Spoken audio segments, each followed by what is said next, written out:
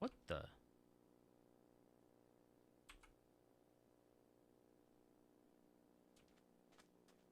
This door just appear out of nowhere?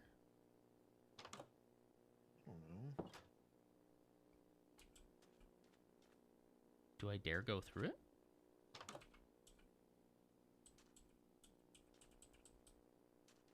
Oh, Narnia. This is the best damn I gotta thing put I've a- ever bought I in gotta my put a life. stream marker on that so I can go back to that later. Oh my gosh. What is it? The smoke him if you got him at the end is like, what? Oh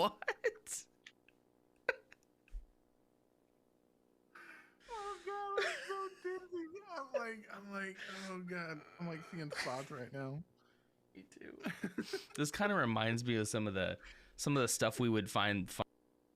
You'll push the mail through the slots there, and then they'll pick it up there. Could I Yes. get my mail, please? Yeah, sure. What's the name? It was supposed to be delivered last week, but the Oh, yeah. the driver, I think that the mail courier died of tuberculosis on the way into town. I do not care. Can you just tell me what your name is so I'll check? My name is Craig. Yeah, we don't have that. We don't have your mail. It's not here. With 3 G's. It's not here. Yeah, I checked. I checked the back. Okay. Yeah. Do you know like when the mail from last week is supposed to? Okay. Well, that's fine.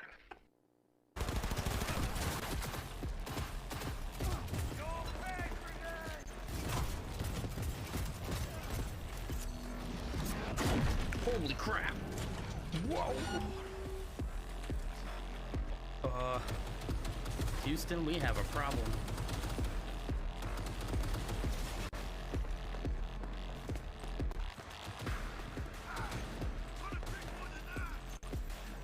Can we go?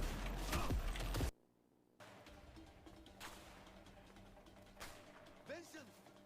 Come on, go, push! Yeah, they'll just let us lazily float out into the Yeah, I river. know. They won't shoot at us. Dang, They're in a they're boat. listening Dang lazily it. to the left. They're in a boat. They're invulnerable now. It's not like we can tell exactly where they're going downstream. Gosh, going on like 6 months. Like, when did I get? Yeah, I mean, I got the Go XLR for Christmas. K Dizzle got me that for Christmas. He's a generous dude, for real. He got me that for Christmas, and then he helped me set it up, and I've been doing it that way ever since. Yeah. Yeah, I think it was something that Twitch itself had to, like, officially roll out to where they've split. You can split. The default right now is for everything to go to one source, but... Of ammo for everything. Aw, man!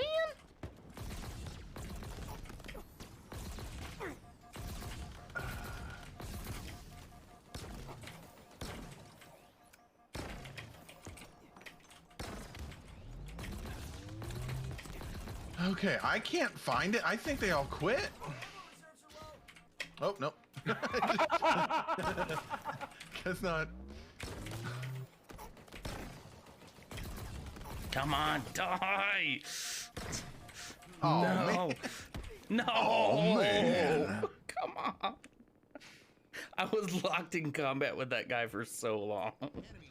Oh, that was horrible. We just kept dancing. What about your son?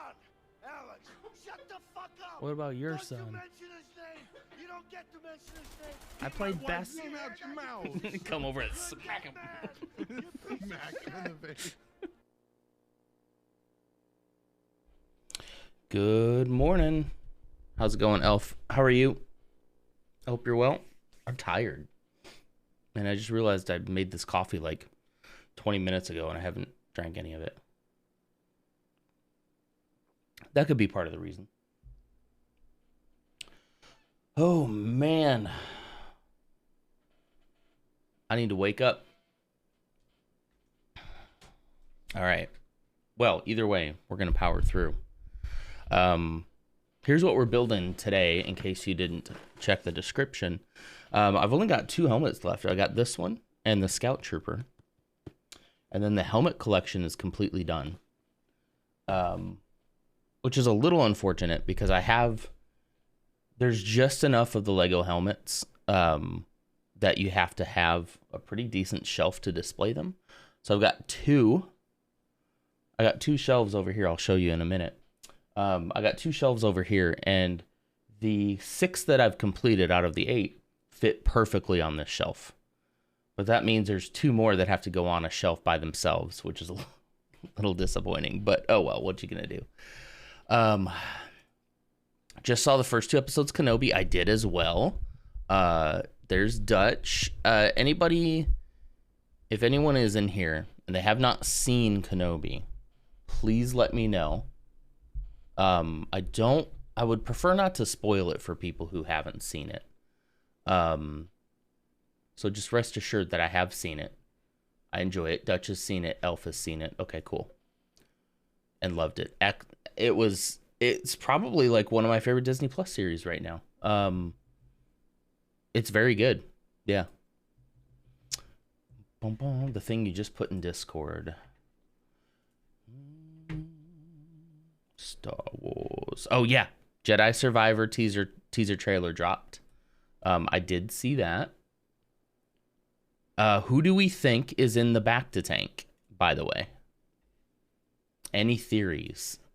I am now pretty much guaranteed to replay Jedi Fallen Order on stream. Probably as soon as I can. I'm thinking about playing it from the PlayStation, so I need to get a capture card. Just because I got the PlayStation sitting here and it needs to be used, you know. It's just screaming at me, please use me. It's weird. I've seen some theories about the Bacta tank. One of them is it's a clone of him. But, whoa, uh-oh. Jeez. This just fell off. What the heck?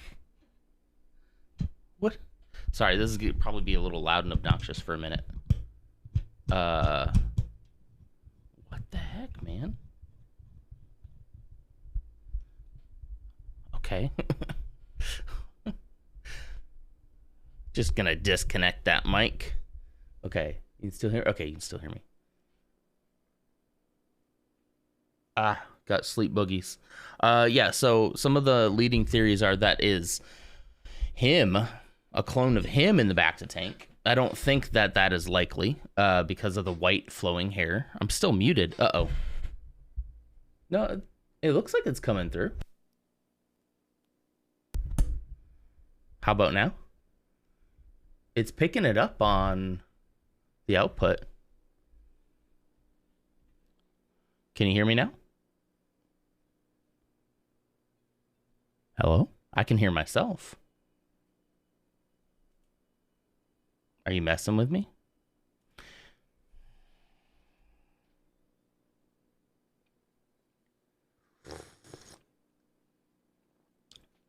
Got him. It was a prank.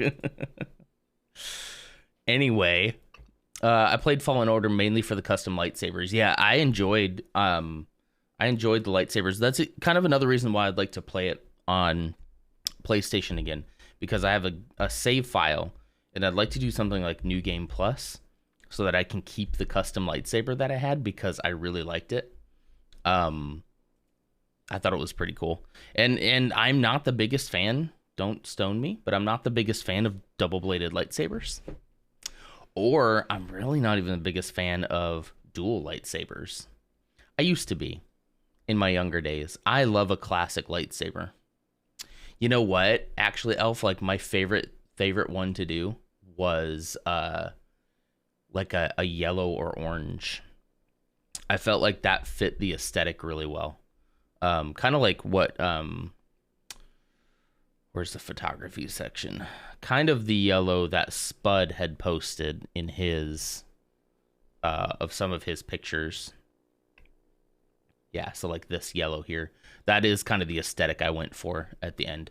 It started as blue, obviously, but I do prefer dual lightsaber, but agree on the double. And I don't even just mean like in that game. Like the game was fine. Like I thought it was fun to use that in game, but I just in general I prefer my lightsabers to be classic. You know, That being said, guys, it's early enough. I wonder if I could show this on stream and they wouldn't see it. So my nephews have a birthday party coming up next Saturday, and I have always wanted to get them something. Should I show it on stream? They watch sometimes, but this is probably a little too early for them to watch. I better not. Just in case they see it. But I got them something a cool uncle would get. A cool Star Wars obsessed uncle would get their gosh, how old are they? 15? Yeah, they're pretty old. I think I played through the New Game Plus only with a single purple saber. That's awesome. I like that. Yeah, I think I'd probably try to go just single saber for most of the replay. But I just want all the stuff that I collected. I want all that. Otherwise, I probably just replay it on the PC. But New Game Plus is really tempting to me. I want to have all that stuff. Okay. That being said, let me go ahead and start building. We can keep talking about Star Wars stuff. I'd love to hear your theories on who is in the Bacta tank. There's another leading theory that it was, what's that guy that you meet? Hey, Mrs. Nodder, good morning. What is that guy that you meet? Taron Malicos, I think that's his name. I can't remember names of real people in my life. Actual physical beings. I'll be like, what's her name? Paul, something with a P. And here I am with Star Wars, Taron Malicos, just right off the cuff. We talking Obi-Wan? Haven't seen it yet. Spoilers? Okay, cool. No, we're not talking Obi-Wan. All we have said about Obi-Wan is that it was good. The current conversation is about the trailer for Jedi Survivor, the sequel to Jedi Knight Fallen Order. That is the current. So no spoilers there. But that is good to note, everybody. I was gonna check in with everyone to make sure everybody had seen it before we talk about it, but I also think it's a little too early to talk about. But rest assured, it's good, and I enjoyed it. Okay, I have something else to show you as well, okay? I'm going to get set up here for this. Okay, Nidalish is going to check out the trailer. We can talk about that some more. 4, 3, 2, there's stickers, everybody. Okay, so look at this. You know I've been struggling with the camera, right? No longer. I just realized, like an idiot, that in my pocket lays one of the most powerful cameras I probably own. And I am ridiculous for not having used it so far. Just saw the trailer, no idea who it is. Yeah, I thought maybe I was missing something. I was like, wait, is that somebody? And then everyone on the internet was like, who is this? And I'm like, okay, good. I'm not alone. Okay, everybody ready for this? All right. So here is the new Lego camera. Here we go. What? I forgot to do my nails last night. I definitely need to do something with these nails. Sorry, I'm totally meant to do that before going to sleep last night. They're gross. But look at that. Now there's just a tiny bit of a delay. The frames, you can tell, aren't like, it's not like 60 frames per second. It's probably running on 30. You may not be able to tell the delay. I can, because I know when I put my hand in. But I think for this, I think it's perfect. For a face cam, this kind of delay would be unacceptable, you know? I do want to check on one thing real quick. Of course, we still have this scene. Oh, hello. Clumsy. At last we will have revenge. That's right. Clumsy is the Phantom Menace. How about that? Yeah, usually Troy gets it, but Troy, I think Troy slept in this morning. The trailer was useless. I despise CG trailers. Yeah. Given that it's coming out next year, I didn't expect that we'd get like gameplay or something. Sorry, I'm just checking something real quick. Oh, here we go. Auto. Oh, here we go. Why is it auto? Yeah. So the highest FPS this camera can do is 30 in this particular format, unfortunately. But you know what? That looks fine. You know, I don't think for building Lego, I don't think it's a huge deal. But yeah, so I had this ultra powerful camera in the palm of my hand and never thought to, I don't know, use it. So I spent a little bit of time also changing the scene up a little bit last night. So I hope you like it. I still have chat up here. Yeah, and I'm using the blue mat today instead of the green, just to switch things up a little bit, you know? Oh.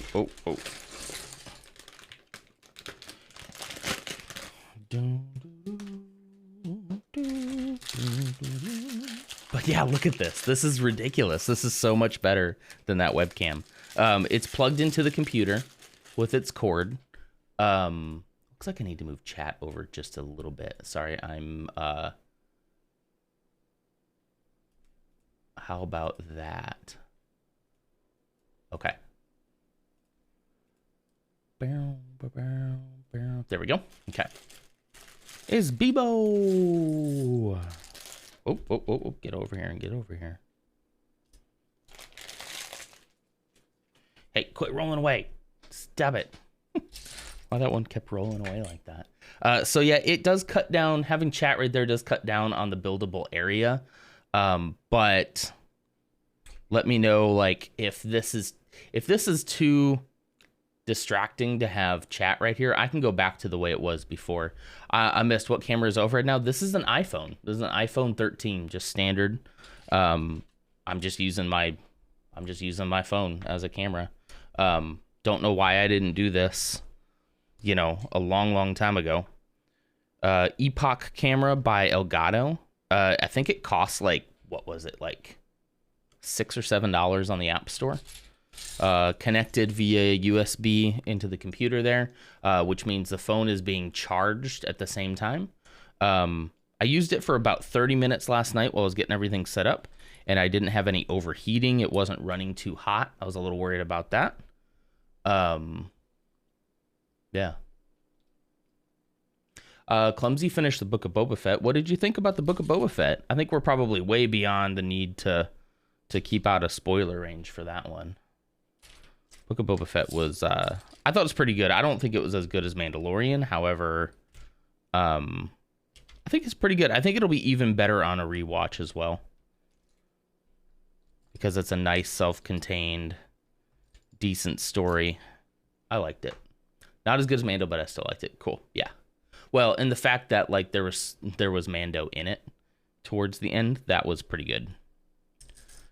Makes it basically required viewing before the next season of Mandalorian. Mandalorian 1.5. Yep. Yeah, totally. And you could almost see like maybe they did want to put that in as a storyline for Mando and have him more involved. But I think it worked out better, kind of making it its own thing.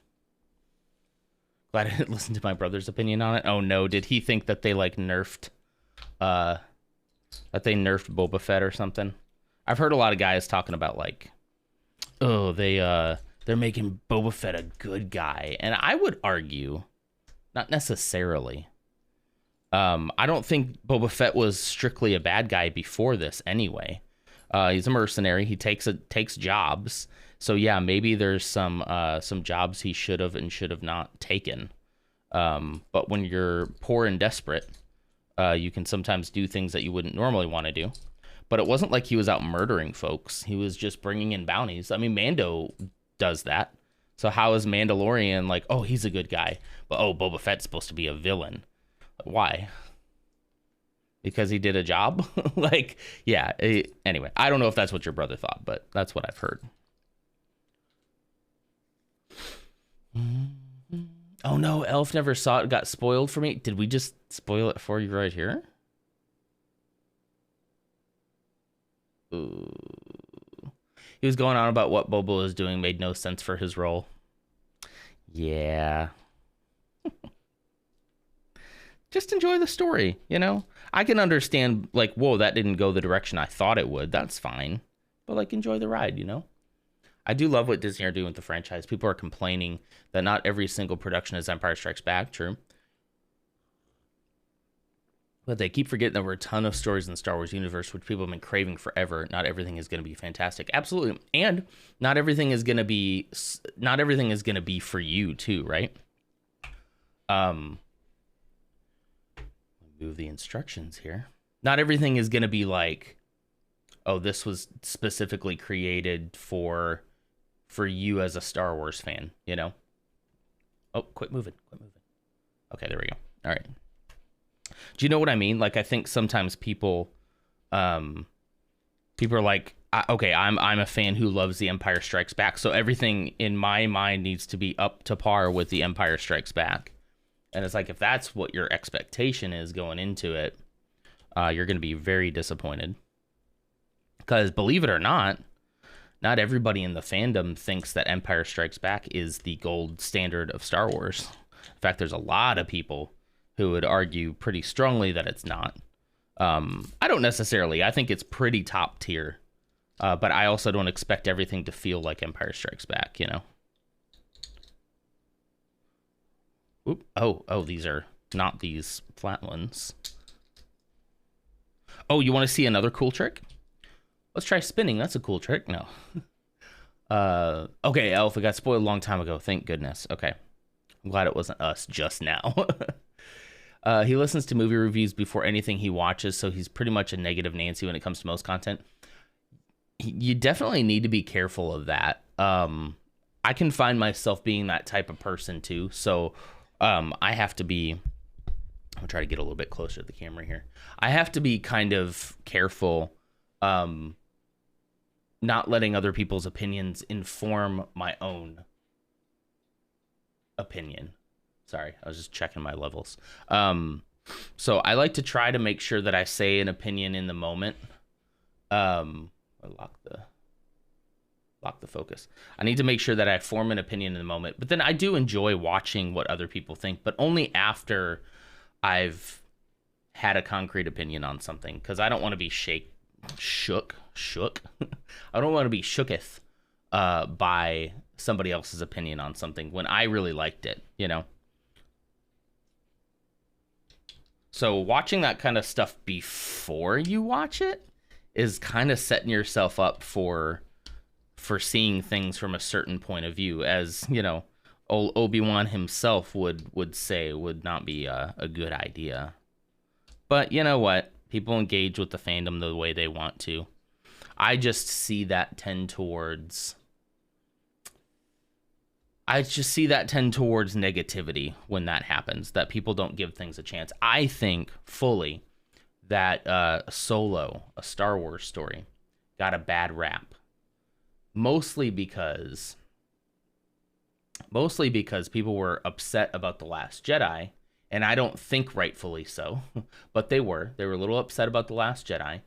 They got their fifis hurt because Luke wasn't who they thought he was.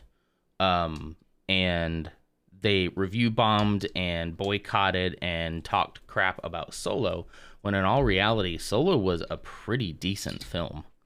I thought the guy who played, was it Alden Ehrenreich? I thought that he did a great job as Han Solo. He was believable. He wasn't just somebody doing an impression of Han Solo. He put his own spin on it. I think it's one of my favorite Disney ones, to be honest. Yeah,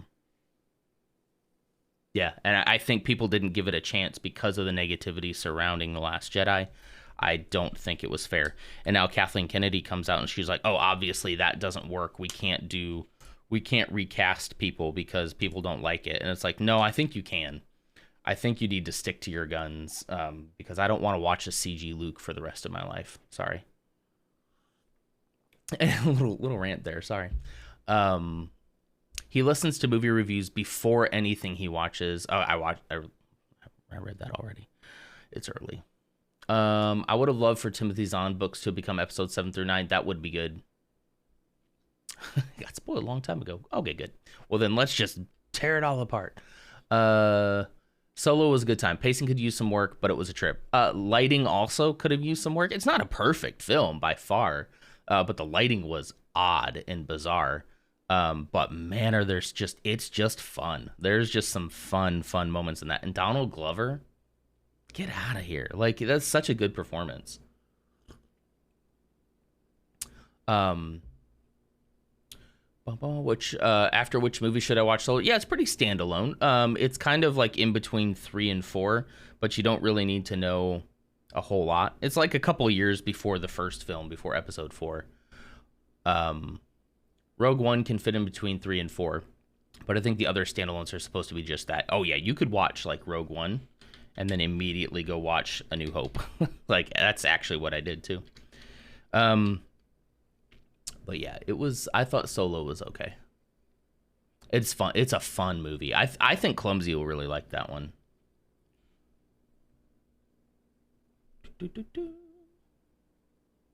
There'll be enough in it that you'll find like familiar.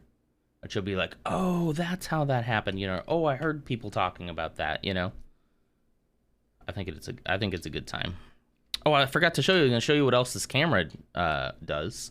So not only do we have this view, I can also do this little thing here, and we can go wide angle. Isn't that nice? Then I need to probably set the focus a little bit better. Let's see. And then back to boom. And even further. See, I mean, look at that. Should we just be using cameras for our phones for cameras for everything? Because holy cow. Episode 1 also got a lot of crap, but I think it's a great adventure movie. I actually think Episode 1 is one of my favorite prequels. It really kind of holds up after time. It's like, yeah, you get your typical, like, I don't like Jar Jar stuff, which I don't. But I think it's pretty good. I like the I did the wrong piece here. Look at this. Look at this. Look at that. That is the wrong piece. It's supposed to be. See, now you guys get to see my mistakes in full 1080p HD 30 frames per second. Caught in 1080p, not 4K, but 1080p. Gosh, I should have done my nails before this. I got a whole manicure set. See, and then back out. How cool is that? Isn't that cool? Only thing I really haven't liked in the new episodes was the casino heist that filled no purpose whatsoever to me. Yeah, I think they actually could have gone deeper with the casino stuff, with Canto Bight. I think it's interesting, the concept of, hey, these wars that we continue to fight time and time and time again. I mean, the name of the movie, of the franchise, is Star Wars. There's going to be war in the stars. It's all like funded by billionaires and people who are making money off of people suffering. And like, that's an interesting concept because that's what really happens in real life. So maybe people didn't like that. Maybe they were like, no. But yeah, like the whole scene itself, I felt like was pretty slow, took away from the action a little bit. But what it was trying to say, I thought was interesting, but they didn't hit it hard enough, I think. They made that point and then they dropped it like it was hot because it would make too much, it would ruin the franchise, really, for them. They don't want to get too introspective about war. We can't do that because with a franchise named Star Wars. I was surprised by how much I like the prequels. It doesn't really surprise me, honestly. Like, they're newer. So they also have a lot more special effects than the old ones. That's why when some of these guys who are like, the old ones are just so much better in terms of cinematography, it's like, dude, the technology and stuff was like, the technology was so old and outdated on the original films. That's like, George Lucas, for all the things I don't really like about George Lucas, he went out on a limb and tried a whole bunch of new stuff for the prequels, and the original as well. He was kind of a trailblazer when it came to the technology of filmmaking, right? I sound like such a nerd right now. But it was a trailblazing type movie, right? And a lot of people can be like, "Oh, it didn't feel real," and it's like, well, yeah, in this realm now of CG, none of it's real, basically. So he kind of set things in motion. He really set ILM in motion. I'm kind of ranting now. He set ILM in motion, and they've gone on to make just incredible stuff. So I don't know. As much as like, I'm definitely not the prequel hater I used to be. I used to be kind of a snob about it. And I don't know if it's just the older I get or the more I open myself up to other ways of belief and thinking, that I just say, you know what, first off, it ain't a big deal. So I'm going to if people enjoy it, I'm going to let people enjoy it. And then seeing people, especially younger people, just be like, these are the movies I grew up with. This is Star Wars to me. It makes me understand it, you know? It's supposed to be in a galaxy far, far away. This hits too close to home. Exactly. Man building Lego Star Wars helmets for I don't know how many weekends in a row. I sound like such a nerd. Goodbye, everyone. That hit too close to home. Way too close to home. Anyway. Okay, I gotta make sure I didn't skip any steps here while I was ranting about the prequels.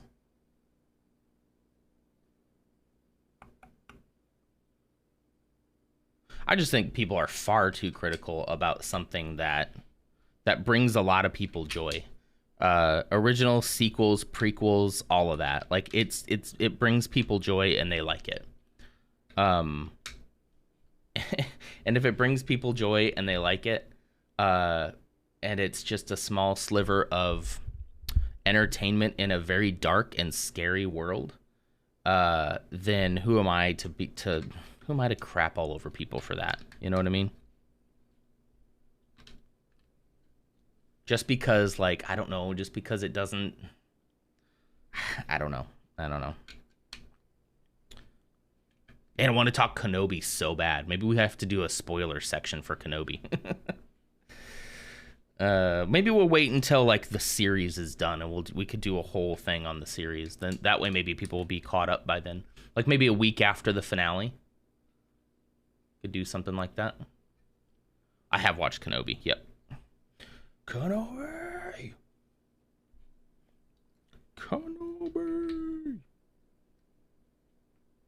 It's very good. That's all I'm going to say.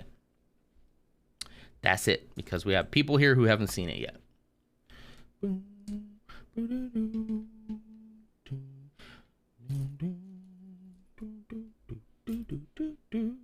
Oh, can I rant about Disney Plus, though? And release schedules? I'm going to do it anyway, but here's what I hate. I hate that they release the episodes at midnight.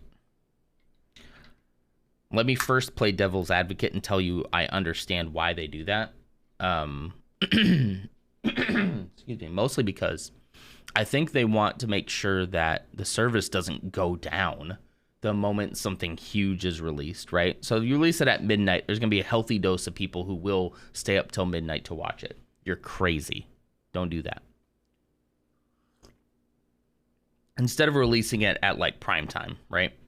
When you'll have a bunch of people all at once trying to watch it. So I think that's the intention, okay? However, there's the devil's advocate in me. I still hate it.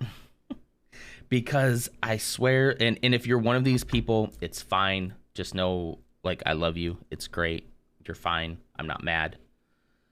But there's people who stay up till midnight to watch it, or they watch it first thing in the morning. And I'm just like, why? Like, I want to sit down with some popcorn with my wife and cuddle up on the couch and watch something on the day it releases. And I hate having to dodge spoilers all day long. And I mean like all day long, because I will literally wake up in the morning, roll over and check my phone, and somebody in my timeline's already talking about like what happened I saw X. Most people are okay. Most people are not like strictly spoiling the thing completely. You know, most people are not doing that, and I appreciate that. But even just talking about, it, I don't even want to hear. I don't even want to hear. It was so good. Like, so even those of you in here this morning, if this were me and I hadn't seen it yet, I wouldn't even want to hear me say, "Oh, it was so good." Like, because I'm like, okay, let me, like we were talking about before, let me form my own opinion on this. You know, I don't want my favorite Lego content creator, Lego and Star Wars content creator, to think less of me if I didn't like it. So I'm a people pleaser, if you can't tell. But yeah, like I'm staying far away from Twitter when it comes to spoilers for Kenobi. Yeah, that's probably a good idea. That's probably a great idea. But even avoiding people just casually talking about it is hard. What would make it easier is if we all saw it at the same time, you know? If we all saw it at, 7 p.m., 8 Central, whatever prime time is for people. And then everybody could watch it at the same time, and I wouldn't have to dodge spoilers all day long. So I just basically stay off my phone. And normally you just stay off the phone. Like if you're going to watch a Star Wars film in the theater, right? I can stay off my phone for a day. Don't get me wrong, right? Especially leading up to something big as like, a Star Wars film, right? Which would have potentially huge spoilers in it, like The Rise of Skywalker. But the deal is I only have to do that like once every couple of years, right? Because we don't get a movie every year. But with the shows on Disney Plus, I literally have to do this every single week. Every week. Still get a bit of spoilers from people in different time zones. Yeah, but like by an hour or so, right? Or an hour or two. So like that would make it a little bit more manageable. Staying off Twitter in general is a good idea. That's probably true. I barely use Twitter. You see me post some hot takes on Twitter, but it's like the algorithm on Twitter doesn't like me for some reason. Probably because I don't use it that often. So like most of my hot takes don't get to anywhere that matters, other than you lovely people, of course. You matter. But mostly it's just like go live stuff now. I don't know. I'm sometimes not interested in joining the conversation from that respect.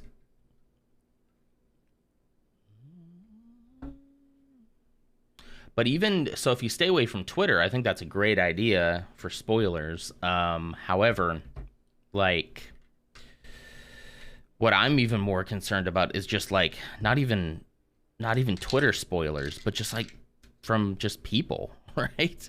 Like people on their Facebook page was like, God, I saw it. Like literally somebody on my Facebook page, not this time, but in days past. I think when Mandalorian was on, would literally like the first thing in the morning they'd post, here's my thoughts on the episode, and it's like, dude, it released at midnight, and like no one but you has had the chance to see it yet. I wanna make it an experience. I don't want to just consume it right at midnight and be done with it, you know? Like I said, I want to kind of like cuddle up under a blanket, make some popcorn, get a drink, like make an event. And that's what I miss, I think, the most is the event aspect of Star Wars and of even television shows to a degree, where people would watch it all together at the same time, and then, you know, maybe then you'd talk about, have you seen new episodes? You have? Okay, cool, let's talk, you know. And if you haven't, they'd be like, you got to go get caught up, you know. I miss that kind of stuff. I miss that aspect. I got to remember I got to show you all the page I'm currently working on. I see 2 pages, you only see 1, so. My Twitter feed is pretty great, just art and pretty buildings, but boy, do I regret clicking on trending topics. Yeah, that's true.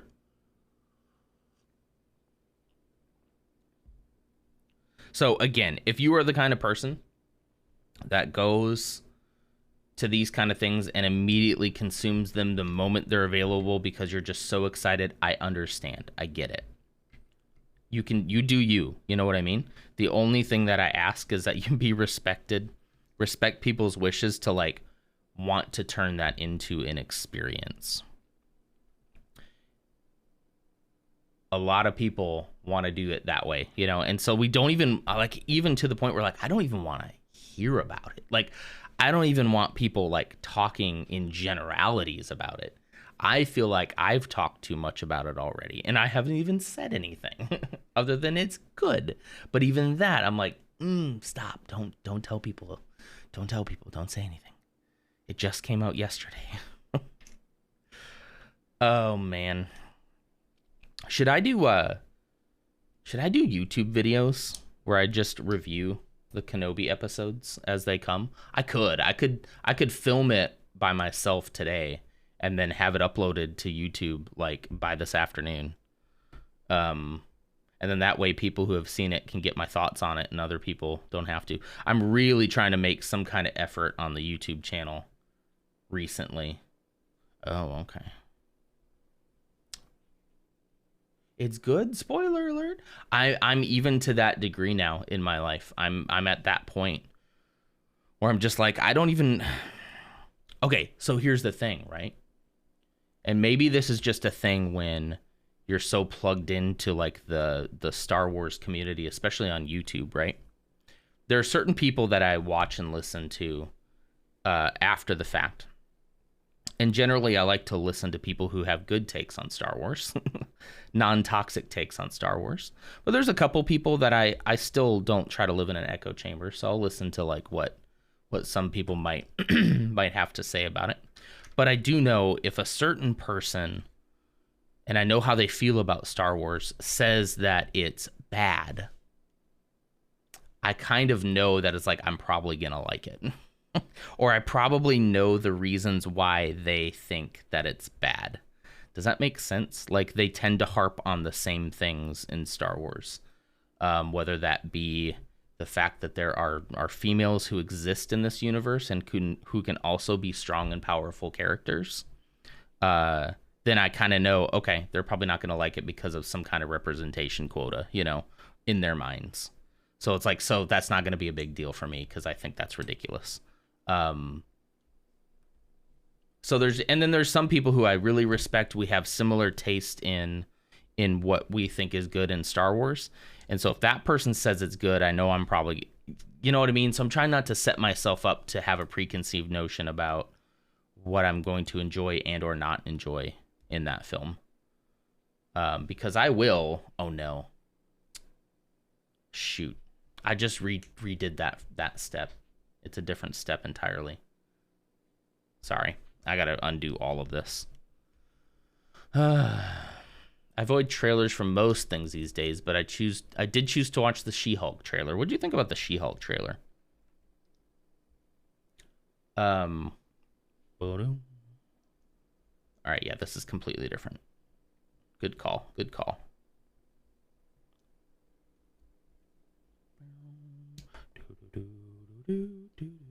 Well, not completely different, but mirrored. So it would have been lost. Strong and powerful females, how dare they?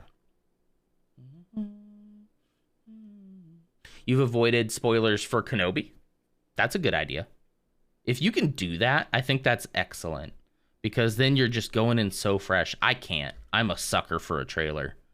I'm such a sucker. Not that I'm saying you have to watch it, but one thing I've noticed about Disney Plus trailers, in general, not just for this series, but in general, what they tend to show you in the trailers is only like probably the first episode, maybe the second episode in most cases. And so what's cool about that is you get a taste for what it is, but basically you have no idea now, like where it's going next, you know? Trailers, but avoid TV spots. The TV spots get pretty bad. I know for Rise of Skywalker, the TV spots were getting pretty heavy-handed. Like, pretty, they didn't spoil, like, the big twist, but it was getting pretty heavy-handed there towards release date, because I think they were so concerned about people going to see that movie. It needed to be a success. And, I mean, I guess it was to a degree, but I was very disappointed in Rise of Skywalker. It's a fine movie. It's my least favorite of the sequels. I think there's so many more interesting directions to have taken the story. But you know what? I know that it's I don't like it for the same reasons that some of these other toxic dudes didn't like it. If that makes sense. And even when I say I don't like something, I see the benefit in it, and I'm like, I've still watched it several times, you know, because there are some really cool moments in that. The trailer I saw shows She-Hulk is going to be a comedy show, hopefully without a laugh track, about Jennifer navigating daily life while being a Hulk. That's what it seemed like to me as well. Which, yeah, I know nothing about that character, so I'm kind of going into that one fairly blind, which is nice. Kind of nice to be blind in that.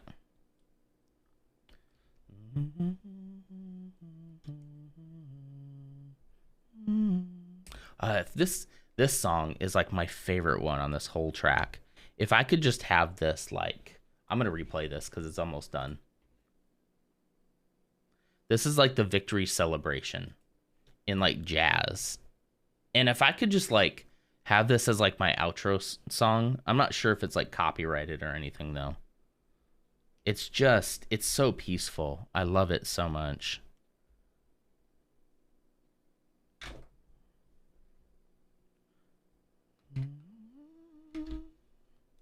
Okay.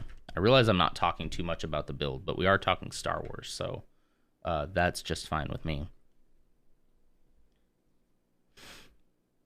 I like the Marvel stuff that has been taking like a little bit of a twist. I thought that Hawkeye was really good in the fact that it turned into sort of a Christmas movie, like a buddy cop Christmas type movie, if that makes sense. I thought that was a cool twist. I like that. Like almost like exploring other genres within the Marvel universe. It's kind of interesting.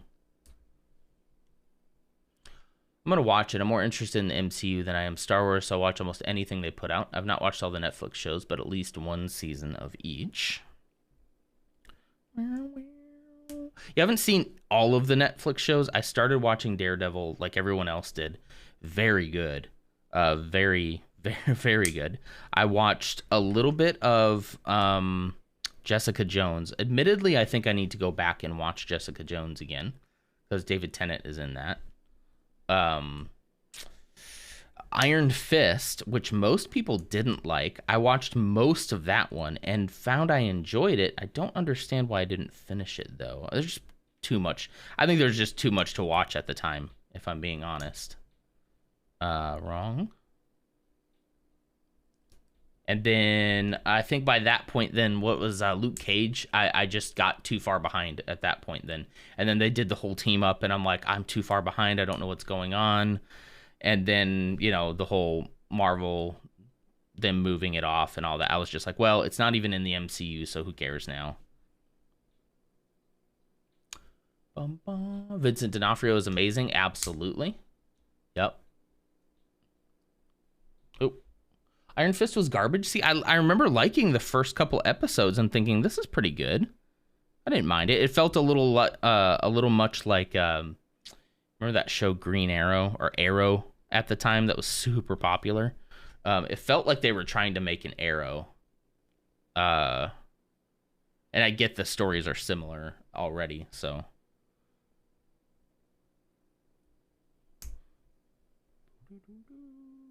And now it's kind of like with everything that there is to watch, I don't know. Like, I should just go back and start again with Daredevil.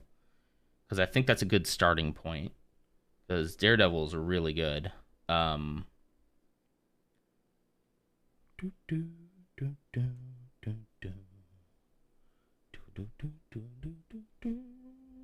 to remember to build up over here.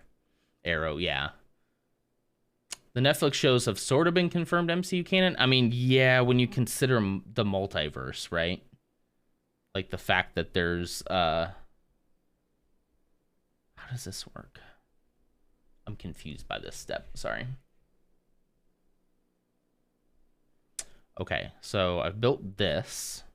Now it says to take this along with this. I'm just going to follow it, even though I'm confused. I'm going to follow the directions and see what happens. Okay, yeah. See? That makes sense. This little amalgamation right here was a little, like, was kind of throwing me for a loop, but... Cameos from Netflix actors as their characters in MCU productions. Yep, yeah.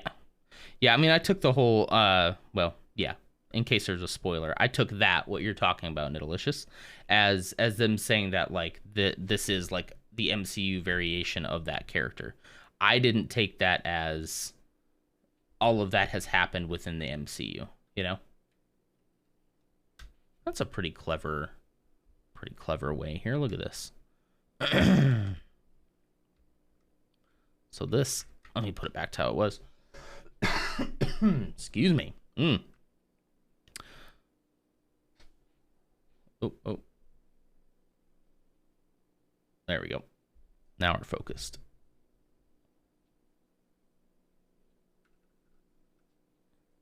It's kind of like the little nose bridge right there. Man, now you're seeing how close-up nasty my nails are. I was talking to Mrs. Nonder about it the other day. I think she's on board with me painting my nails, guys. And look at that, I forgot a piece. See that? It's got to be right here too. I think I got her on board. I think she's open to it. I forgot this piece too. What am I doing with my life? So should we do like a sub goal and I'll paint my nails? Maybe I'll have her paint them for me because she's better at it than I am. I'm thinking black, but I don't know if that's too obvious, you know? Forgets a piece. What is my life? What am I doing? I'm supposed to be a professional. Let's bring it out. I got to remember that I have this wide angle too. This is a great angle. I like this. Move that off. There are stickers, guys. Burn them. Emo non-confirmed. Nemo? Oh yeah, definitely gonna be emo non when it comes to stickers. This is a cool, I like this chin. I'm assuming that's gonna be like the chin. I like it. Not the stickers. Nemo, yeah, you gotta have the 0. Nem 0.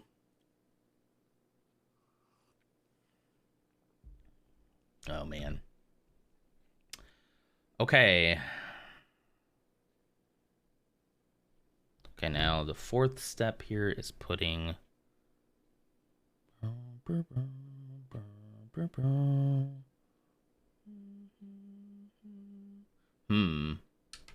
Like that? That doesn't... Wait, that doesn't add up. Oh, okay. Okay. Just putting it. Oh, the focus is way off. Sorry. There you go. Whoop, focus. Better. Okay, like that. You lack focus. Focus, Danielson. Wax on, wax off. Karate Kid.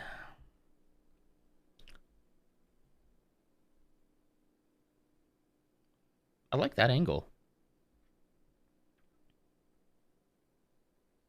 I am the Senate.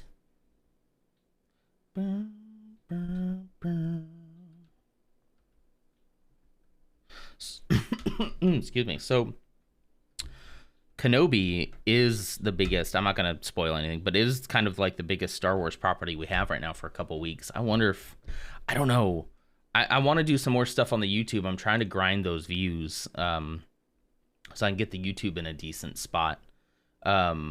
Yes, think it'd be worth me posting like Star Wars reviews. I do feel like there's not enough good takes in Star Wars. And I just mean just like people who enjoy the franchise and aren't toxic. You know what I mean? Like, there's just so many reviewers out there who are just like, ugh, I can't believe Kathleen Kennedy did this. She single-handedly ruined the Star Wars franchise. And it's like, there's so many toxic takes. And I don't know, would people benefit from just somebody being like, guys, no, come on, this isn't that big of a deal. Maybe. I feel like the channel is so scattered already that I don't know if doing something like that would scatter it even more, or if I should even worry about that. Maybe I'm too worried about that and it doesn't really matter at the end of the day. Did I forget? There's 1X. All right. That was a little suspicious that there's 2 of these left, but you know, whatever.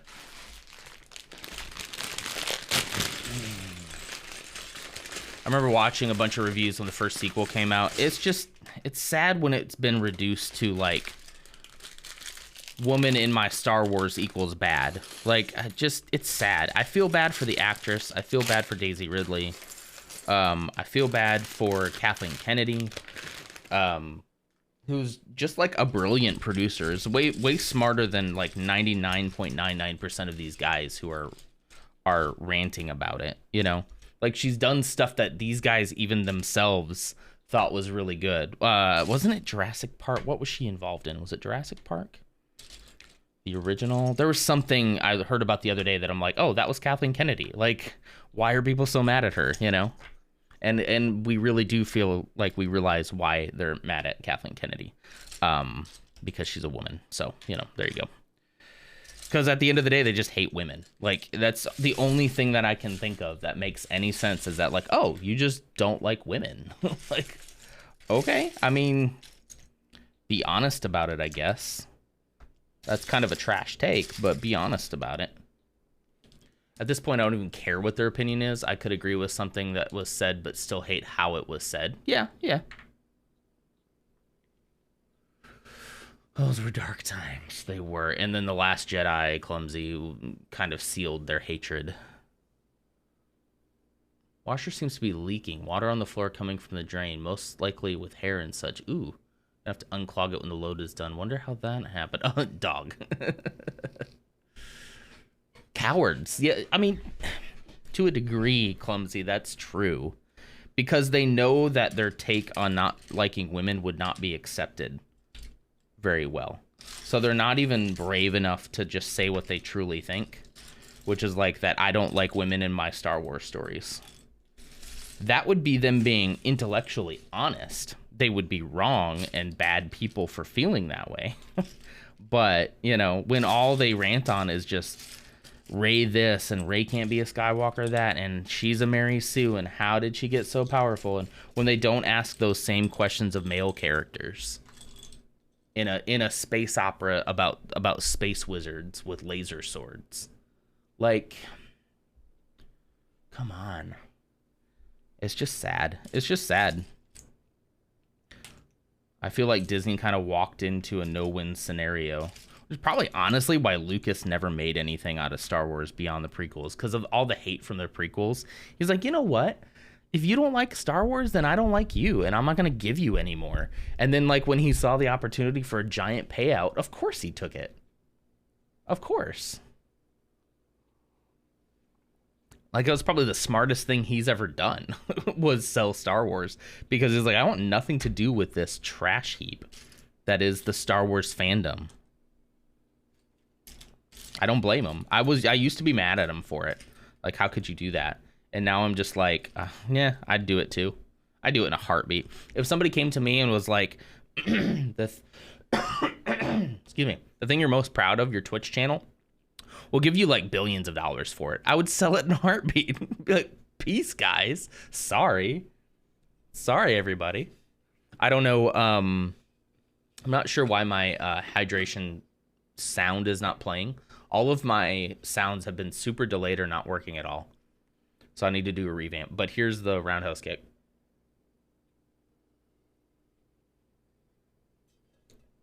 I used to be one of those Rey is a Mary Sue type people.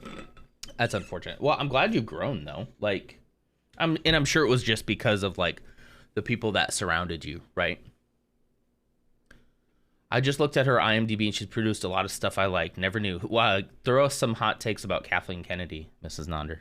What else has she produced? What else has she been proven to be a proven and seasoned producer that does a great job? And yet, when it comes to Star Wars, people just crap on her all day. I thought she just did Star Wars. The way they talk about her, you would think she's an unknown. She doesn't know what she's doing. She doesn't know how to make a Star Wars film. Even though, like, she's just a producer. She's not the person actually making every decision, you know? Ooh, we get these little wedges. Was I right about Jurassic Park, Mrs. Nonder? I thought that was when we were watching that Movies That Made Us. It was one of the movies that made us that she was in. And I was like, are you kidding me? Kathleen wait a minute. That's super interesting. Oops, whoa, hey, that's not it.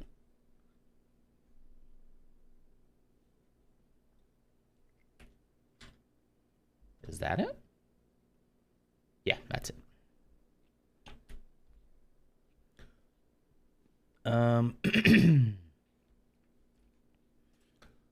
So yeah, I'm sure, like, Clumsy, I'm sure that was part in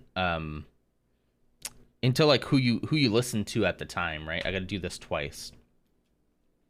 I'm glad I never fell in that camp, even though there's some things about the sequels that I didn't like. I never fell in a camp of hatred for the sequels, because I was so happy to get more Star Wars. I thought the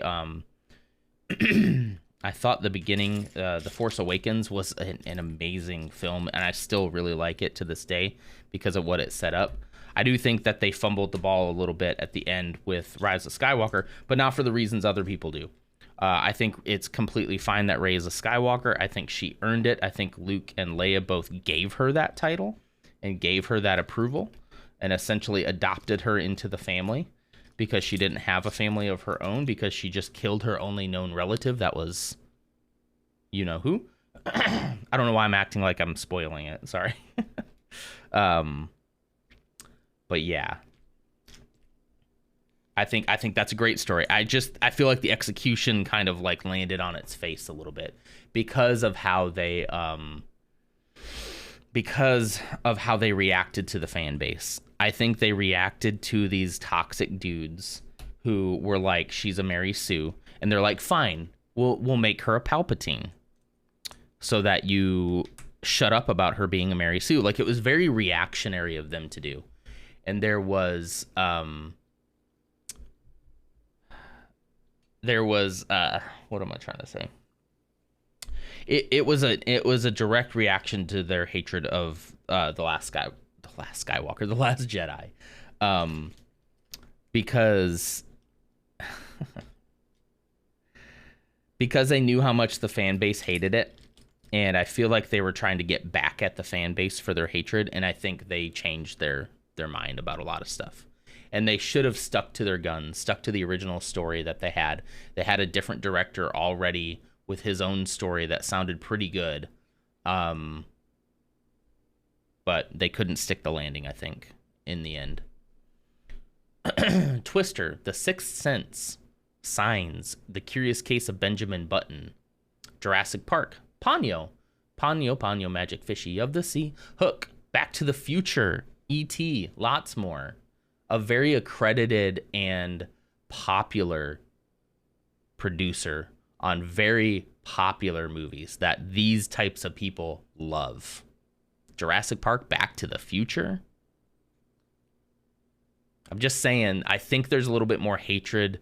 I think there's a little bit more behind the hatred of Kathleen Kennedy than what we're thinking. They're just like, she's just not a good producer. She doesn't know Star Wars. And it's like, come on, man. She's been in this game a long time. She knows.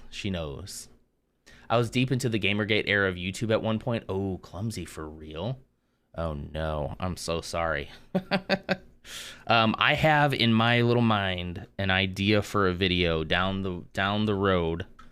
I don't know how far down the road, but somewhere down the road. That is basically called. Did I put this in wrong? I sure did. It's basically going to be called something like How I Almost Fell Down the Alt-Right Pipeline. But I don't even know if that's fully... It's weird. I was basically in the alt-right pipeline. Even if I didn't believe what these guys were saying fully, their content was still something I was consuming for some reason. And so I say I almost fell down. I was in the pipeline. It didn't seat with me. You know what I mean? It didn't get its hooks in me, thankfully. And I don't know what, there could be many reasons as to why that is. I don't know why. But it never got its hooks in me. And I have a whole story about like how that all happened, what was going on in my life at the time.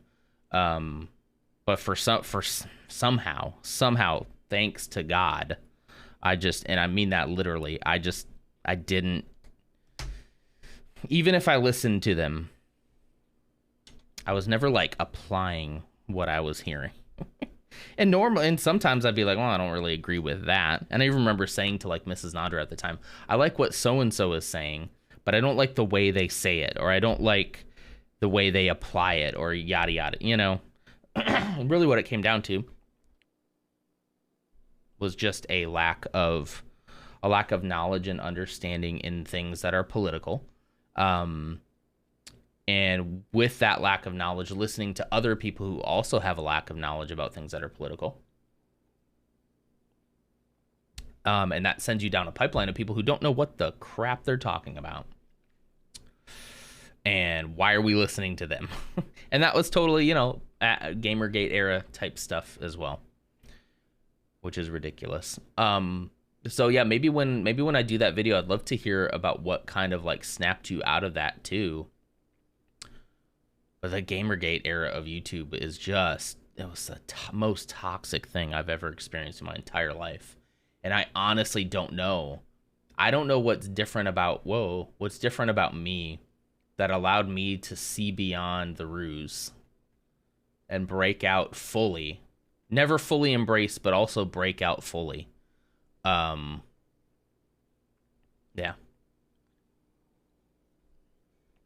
I don't know what it was, honestly. I wish I could tell you so that I could instill it for other young men going through the same thing right now. But I can't. Because I don't know. Maybe once I make that video, I'll have time to reflect on it and I'll figure it out. But highly recommend looking at her IMDb. So many movies I loved. That's what I remember seeing when we were watching those hot movies that made us, right? Because they listed some of the movies too. Having been in the game a long time doesn't mean you know your S though. Hashtag Uwe Boll. Uwe Boll is a producer that makes video game movies, right? Yeah, like you have to look at the quality of the things that they produced, right? And I don't know if we can Back to the Future, E.T., Jurassic Park, Hook, Signs, The Sixth Sense. Like these are all movies that most people would agree are pretty good movies. So, you know, I agree with you that had she been in that whole producing thing for, you know, 40 years, but produce things like Uwe Boll does, then yeah, absolutely. That's not the only thing that is impressive, you know. It's a fact that she has so many wins under her belt should tell you a lot about how she operates, you know. But also, it almost doesn't even matter at the end of the day, because even if the movie's tanked, it's not all Kathleen Kennedy's fault. You know, like she is a producer. She does bear some of that responsibility. But these guys are out here acting like she's the only one making decisions for Star Wars. And it's like, that's just not true. That's never been true. I'm not discrediting her. I'm discrediting the notion that seniority automatically means quality. No, I get you. Absolutely. Yeah. Yeah, because Uwe Boll and some of he is the guy who was doing like, video game movies, right? Am I right about that? Or was he doing like horror slasher stuff? I know the name, I just don't remember exactly how. I remember watching some of his movies just to laugh at them because they're that bad. Hook is a fun movie. Mrs. Nonder introduced me to the wonderfulness that is Hook, because I don't think I had seen it before. It's sticker time, y'all. Sticker number 3. Usually it's the director that gets the crap, yeah, but in this case it was a male director and a female producer, so naturally it was a producer's fault this time. Isn't that interesting? Yeah, that's what I mean, man. Is like the same guys who are screaming about how Ray is a Mary Sue, which is the stupidest term I've ever heard, and shame on the person who made that up. But they're screaming about how Ray is a Mary Sue. It's very interesting that then they also want to dig into Kathleen Kennedy and be like, she's the reason why Star Wars sucks now. It's like, dude, get a grip. All right, here we go. Close up. Close up. Autofocus. There we go. You see me make a horrible mistake. So it goes right there. Uwe Boll didn't do only video game, but that's what he's famous for. But all his movies are crap. Okay, that's what I thought. I feel like he's the one I hear about the most when people are talking about how video game movies don't really work. You know.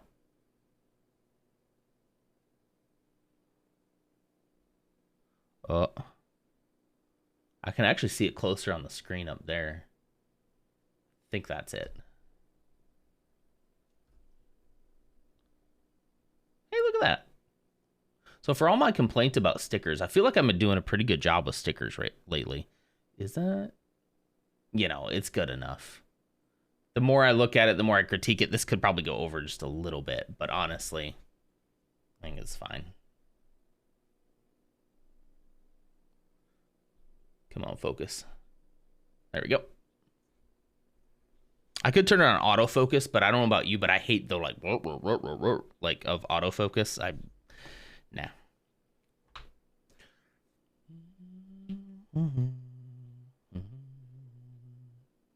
Okay, flip her over and do little corner pieces.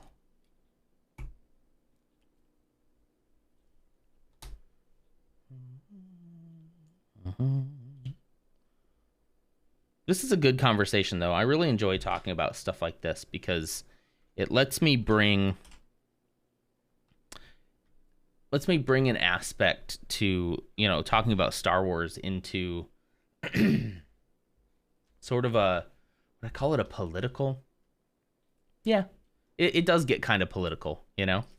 It lets me kind of tie my love of Star Wars into my political beliefs and where I stand on social issues and stuff, which I find really fascinating and never thought that Star Wars would allow me to do that, but it does. I saw a vodcast with the screenwriter for Blood Rain. She never played the game before, got hired by Uwe Boll to write it, had a friend play some of it for her for an evening, then wrote it in the next 3 days. Everyone in production thought that was a good idea.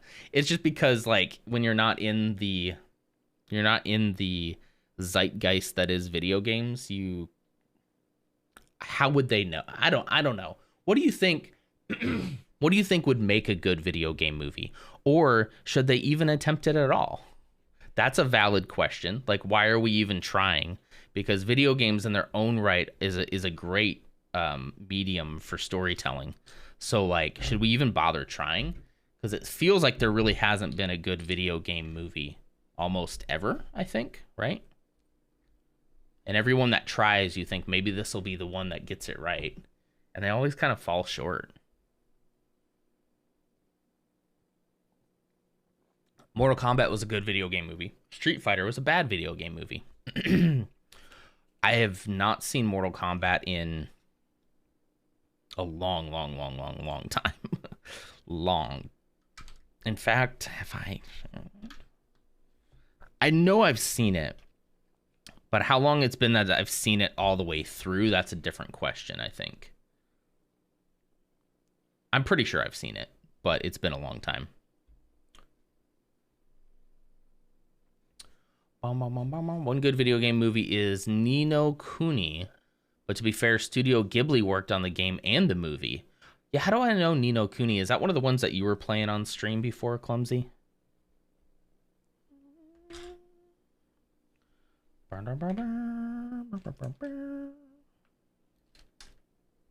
where is... Oh, they're there. Underneath my camera. What are y'all thinking about this camera angle, by the way? Do you like this better than the one we were doing before? Or do you want to see more of the surface area with chat kind of off? I know the camera is much better, but like the whole thing, does it look a lot better for you? Okay, yeah, that was the one with the really cute, gosh, I remember thinking that game was super adorable, and I'd never seen it before. 3x. Oh, so we go, okay, yeah, like this. Yeah, he has like a little, they have like a little friend that goes along with, I'm trying to remember exactly what was going on, but I remember looking at it and being like, that is adorable.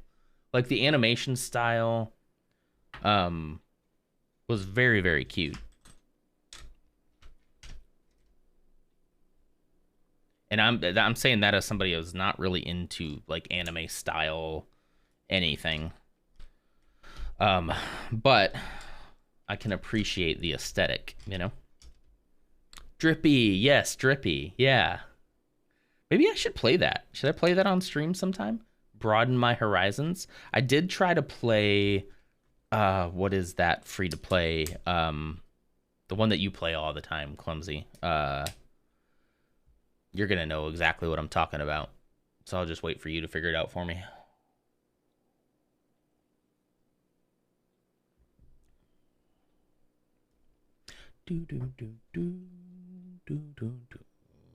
Genshin Impact. That's the one. I'd played that. I also like that aesthetic. It was very like, I like the art style. I just didn't get into the gameplay that much. I could probably give that another shot, but currently playing it right now. Nice. Like, what are you talking about? You're probably as bad with that as I was with Destiny 2. Oh, I got the itch to download Destiny 2 again. I have to buy the new expansion. I don't know when I'd have time to play. I shouldn't do it. But I was pretty much addicted to Destiny because there's like daily stuff that you can do, and oh man. But nothing has really got me that same itch that Destiny did.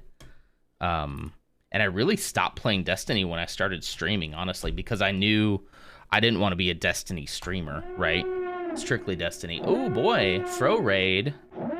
Good morning, everybody. 13 people. Good morning. How y'all doing? Thank you for joining. Let me give you a little shout out. Aussie DevFro, how you guys doing? Sorry, I'm typing one-handed here like an old person. Fro. Do I have to do the @ I'm a professional streamer. If this doesn't work, don't judge me. There we go. Hey. Just chatting. You're just chatting streamer now. That's excellent. It worked. I got it. Whoa. 50 credits from Wettest Orb. I almost call it Wettest Orb. Wettest Orb. Thank you so much for the bits. I appreciate you. First time chat too. It worked. It did work. I always forget if you need to do the @ or not, but it's smart enough to where you don't need to do the @ Isn't that great? Welcome everybody. Call me Orb. I will do that. I feel like I have seen your name around. I think we've been running around in the same communities, so I feel like I've seen you around. Just chatting about why I wasn't enjoying Fallout 76. Oh no. So last time we talked, you guys were playing Fallout 76 and you thought it was pretty good. So what has changed your mind on that? Unfortunately, I do get around. Nice. I probably have seen you in Discord or something too. It's just weird when you see it all together and you try to read it and it's like, what West Est or no? Whoa, Wettest. Oh, okay. Don't worry, I get it on my name all the time. I get people calling me Noonder, or N0NDR, because because I just had to put the 0 in there for gamer cred. But y'all are in for a treat today. Most peeps go wet test orb, and I'm like, no. It does look like wet test orb. Essentially, last time was our first run. It was new and exciting, but this time we started to experience just how empty the world was. That's sad. Yeah, that's what I've heard about that game as well. But I didn't know if they had made enough changes where it was worth going back. But hey, you never know until you try. I'm glad you gave it a shot. Wettest Orb just never fixes his capitalization. Yeah, imagine what Dutch Daddy... Oh, and I just realized Dutch has a new name, guys. I almost called you Dutch Daddy Gamer because I just read the first part. But imagine if Dutch Daddy Does was just all lower caps. Dutch Addy do? Anyway. Exactly. I always want to try it, so I'm glad we did. Good. I'm glad you did too. You always want to give your own opinion on stuff like that instead of just listening to what the masses were talking about. We were kind of talking about that when it comes to Star Wars, honestly, just now. But yeah, if you're just joining us, hello. I am Nonder, or Noonder. I don't care. You can call me whatever you want. Or Non. That's either way. We're building this. This is the Dark Trooper helmet from The Mandalorian. Which leads us to like one of the greatest scenes in pretty much all of Star Wars history, the hallway scene. That's all I'll say about that, in case anyone hasn't seen it yet. One of the greatest scenes in Star Wars history. So I'm excited to be building this one. I would say we're probably a little over halfway done. So if you want to stick around, that would be great. I do Lego builds on Saturday mornings most of the time. I have a backlog of about 4 more sets, so we'll doing this for 4 more weeks at least, and then we'll go from there and see what happens. He is Triple D, D3, or DDD, whichever floats your boat. What do you mean? I bet peeps love Triple Ds. Maybe. Never.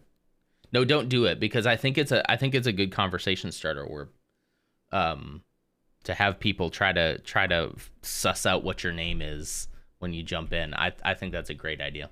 I like it. All right. So in between building Lego, we also do hot takes as well. Mostly I try to keep it to Star Wars related topics, but sometimes I even turn a little bit political sometimes, which I think is good.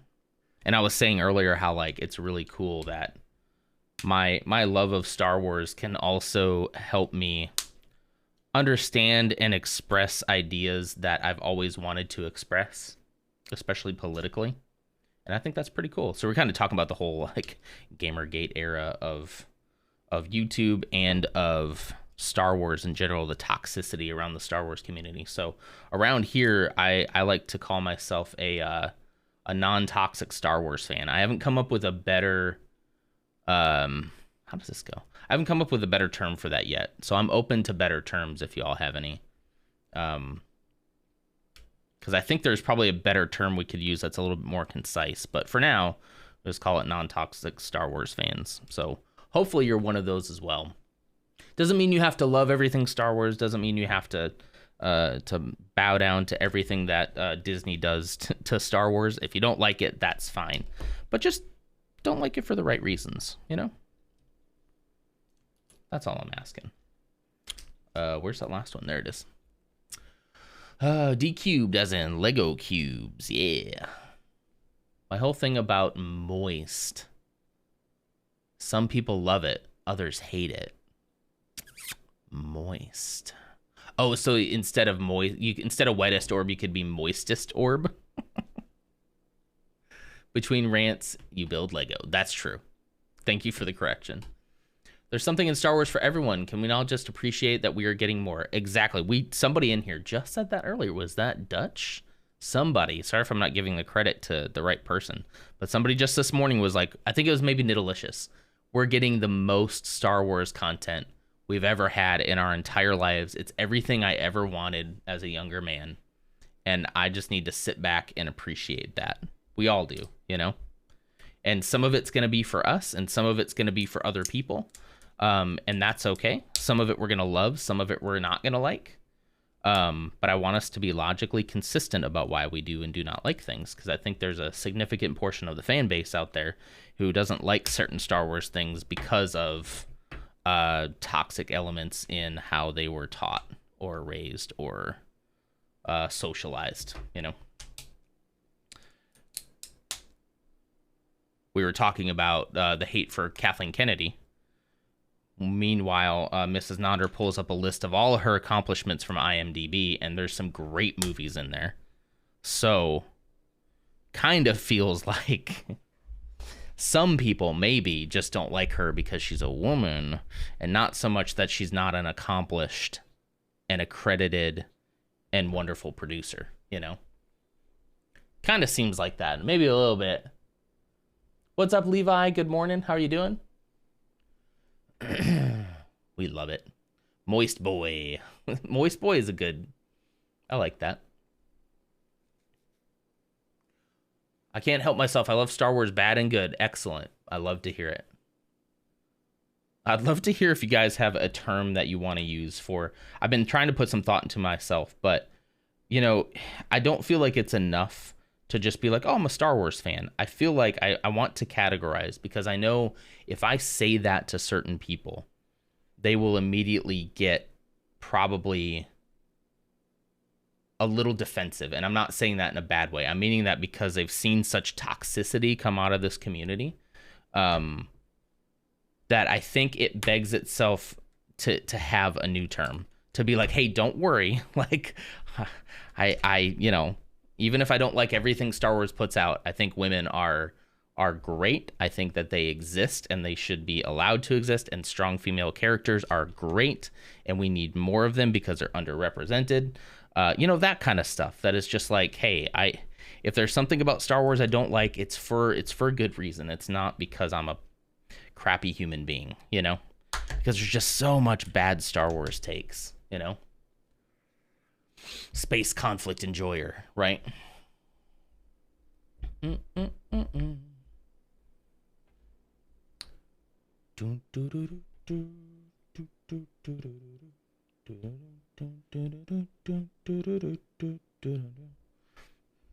Space conflict enjoyer. I like that. I am an enjoyer of conflicts that take place primarily in space. You know, I really enjoy conflict with among the stars, you could say. You know, whether those are just little, what are those that are just little spats in amongst the stars, or they are full on. It's Chuck Norris's water. It's a roundhouse kick of hydration. I don't want to say Star Wars, but conflicts amongst the space stars. You are a cutie. Ooh.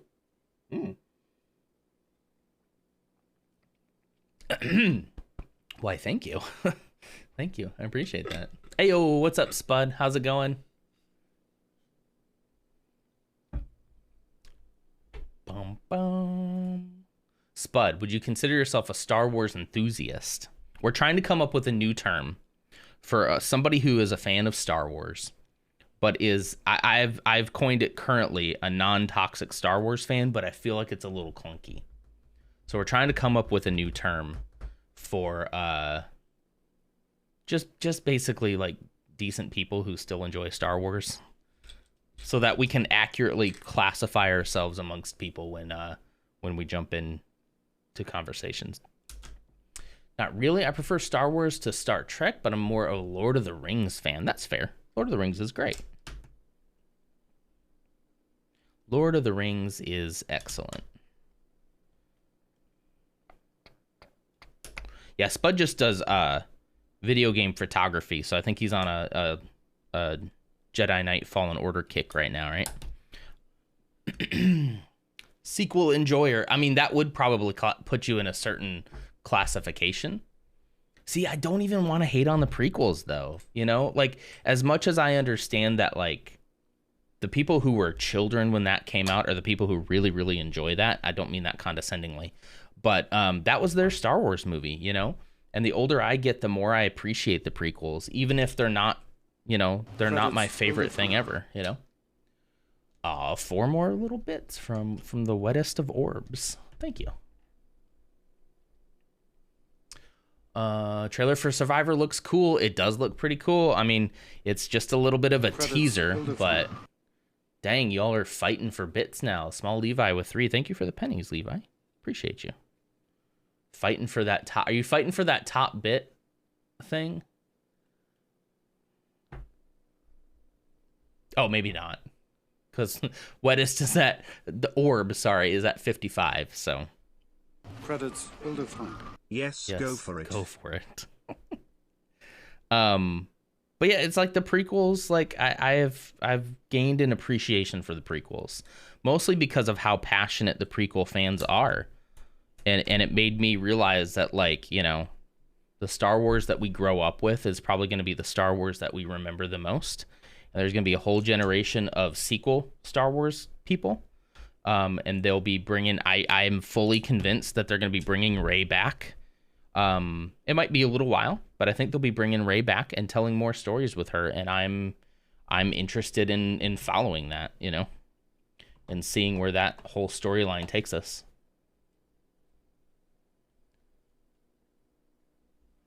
Orb has me bested for now, but I will be back. Just you wait. This might be a hot, spicy take, but so far I'm enjoying the prequels more than the original movies. I can understand because they're closer probably to your, I'm not sure what your age is and you shouldn't tell me, but I think they're probably closer to your demographic, which would make sense. You know, I think it just makes sense. I think the original trilogy was from kind of a long time ago in the realm of things. I mean, technically, even before my time, I should have been a prequel boy, if anything. But I had like older brothers and family members who were all original trilogy heads. And so that was kind of like what we watched a lot of. But I loved the prequels growing up. The prequels were what launched Lego Star Wars. So I can't have a big hatred for that when it kind of launched the entire line that I love so much, you know? Oh, my focus is all off again, isn't it? There you go. Good night, Orb. Thank you so much for hanging out. Appreciate you. Thank you for the bits. Sleep, then I'll strike. He'll go 57. I was a fan of the old stuff, even though I was a 93 baby. Yeah, there's a lot of people who we probably fell right in between the generation that like is just loved the original trilogy because they were kids when they saw it, right? And that's why they loved it, because they got a lot of nostalgia on it. You're back already. No, that's fine. You know, there's a lot of nostalgia around this particular franchise, and I think people underestimate that fact. That at the end of the day, you're gonna like what you like, mostly because of how it was socialized to you, you know? I've just become so much less crotchety about it. I don't think I ever was, like, you know, hugely outspoken about how much I didn't like the prequels, because I didn't ever not like them.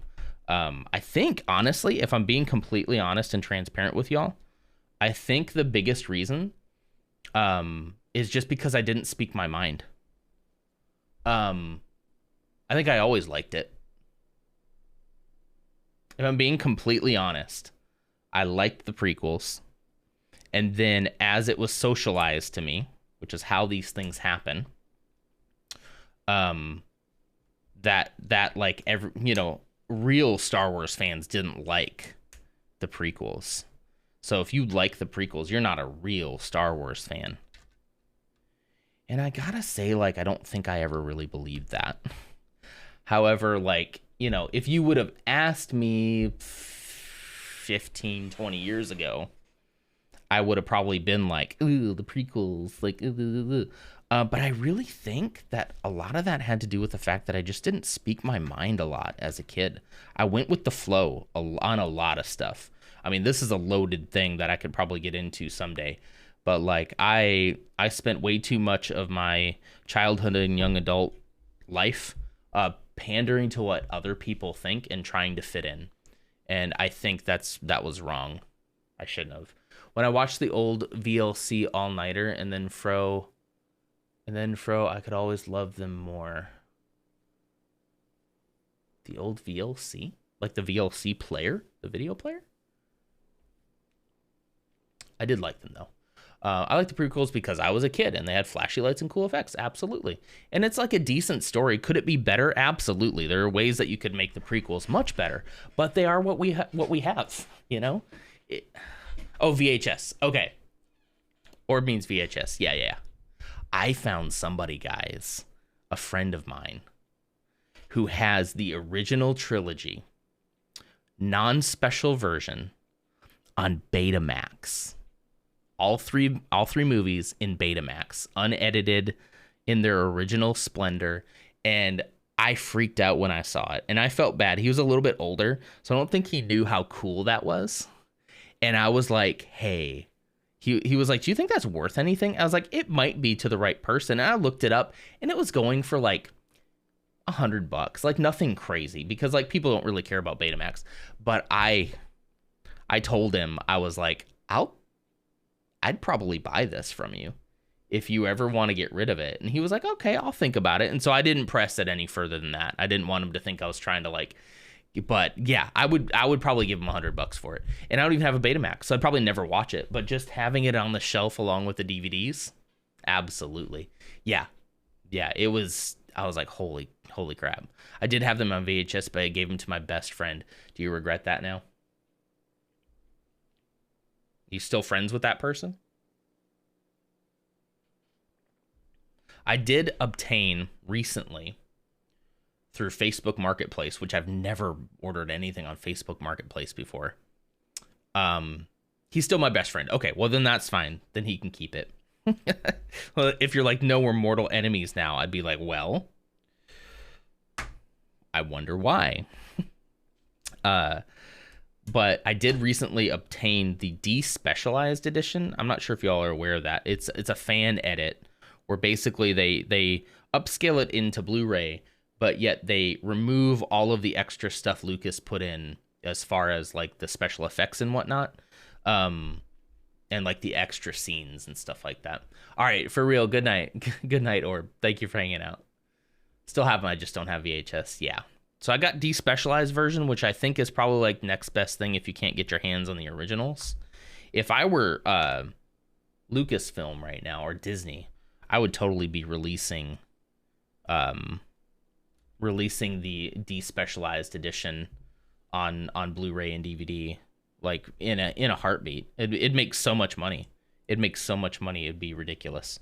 However, I don't know if there's anything in that contract with Lucas where he was like, you can't ever do that. There could be, because Lucas was very proud that the special editions were his original vision, you know, that's what he would have done had he had the technology to do so. So anything else is just not good enough, you know. Episode 8 had a whole side story that was utterly pointless. Yeah, we were just talking about the Canto Bight scene earlier, Spud. Whoa. I'm assuming that's the part you're talking about. Yeah, that's a part people typically do. See, being like, oh, that scene I didn't like, or being critical of like, you know, I thought the CGI horses were kind of stupid looking. Being critical of that is completely fine. So here in the non-toxic Star Wars community, we can still be critical of things that we don't like. You know, it's okay. It's just, I think we all know. Is that how it goes? Yeah, I think we all know like the types of criticalization. I don't know. No, criticizing that we're talking about here is like, I can't believe that they had a woman in Star Wars and she flew the Falcon with no training. How could she have possibly done that? It's like, because all the males do that too. So, you know, it's stuff like that, the toxic stuff. More the fact that it had no impact on the story. I get what they were trying to go for with Canto Bight. I said this earlier, but I'll say it again for your benefit. I liked the idea that they were trying to be like, war changes everything. No. Is this right? Something feels off. Oh, I did do something wrong here. Yeah, there we go. They were trying to kind of be like, hey, all these wars that we fight are all funded by like the same guys. Like everybody's just making profit off of making war. Like they're warmongers, right? And I think that's an interesting concept, but it did fumble for me a little bit because they make this point and then they just drop it.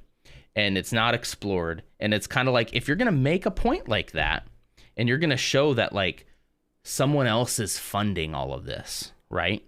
Someone else is funding these wars and keeping us in constant conflict for their own gain, then you better follow through on that in a series that is called Star Wars, that is all about these conflicts in the stars. Let's follow through with that, you know?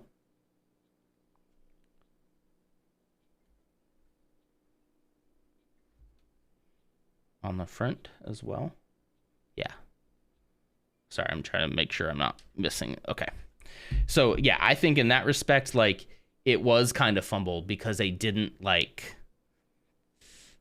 follow through on that idea. And I think had they followed through on the idea, it might be a cool way to see Star Wars, you know?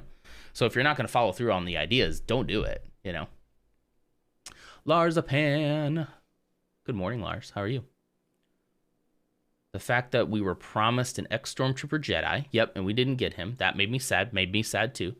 They gave Finn his own fighting style and everything. I also agree, and especially then that makes the Rise of Skywalker a little more troublesome for me, too, because they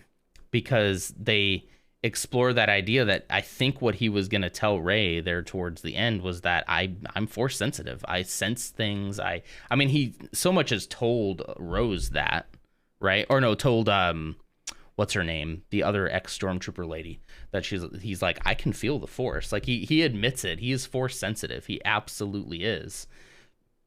But they just didn't follow through on that, like, at all. I'm not sure where I missed this step, but these definitely go here. I'm going with my gut on this one. I'm doing pretty good. Not too bad this morning. I mean, all things considered, but all things considered what's going on in my country and also my actual state in which I reside. You know, doing okay. Plumbing done. Does anyone have any pipes that need tending to? Dr. Licious said no. Did you try that on her first? Hey, do you need any pipes cleaned? Nope, I'm good.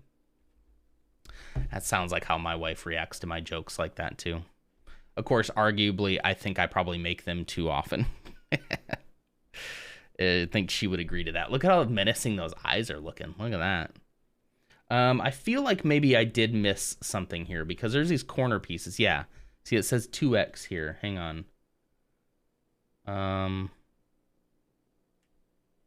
I did that right, didn't I?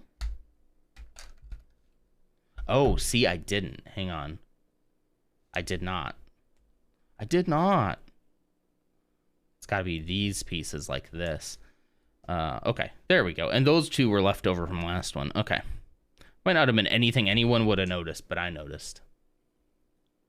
It is spoopy. They're very menacing for droids. She chuckled, rolled her eyes, and said, "Oh, God," huffed, and followed with, "You're weird."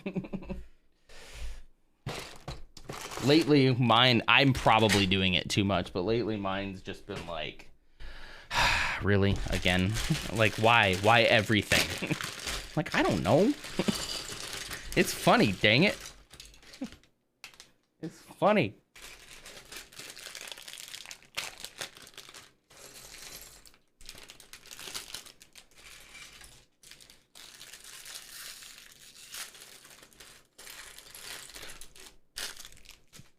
Okay. We're on bag number 3 now. Let's scroll it down. You know, I've been trying to, I don't know.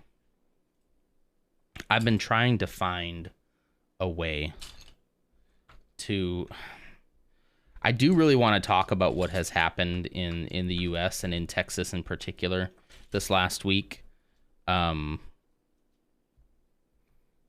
But every time I thought about talking about it, I kind of start tearing up a little bit. So, because it's so incredibly sad, and I hate to kind of drag the mood down that direction, but I almost feel like maybe we should talk a little bit about the craziness, because I know we have a lot of people who don't live in the US here, and getting your perspective on how just insane things are right now. We're not focused again, sorry.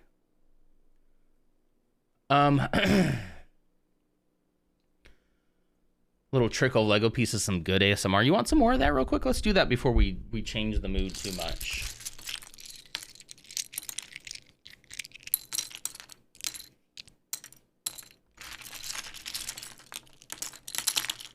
That's a good sound. There you go.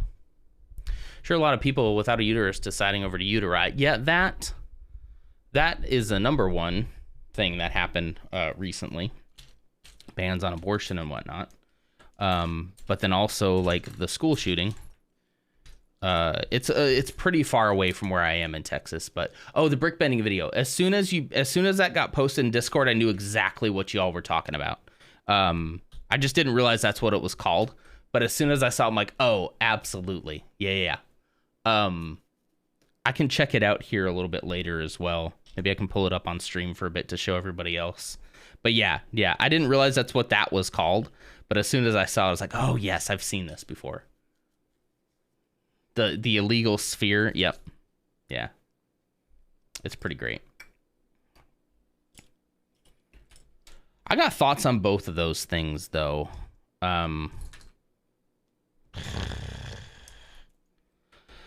Oh, man.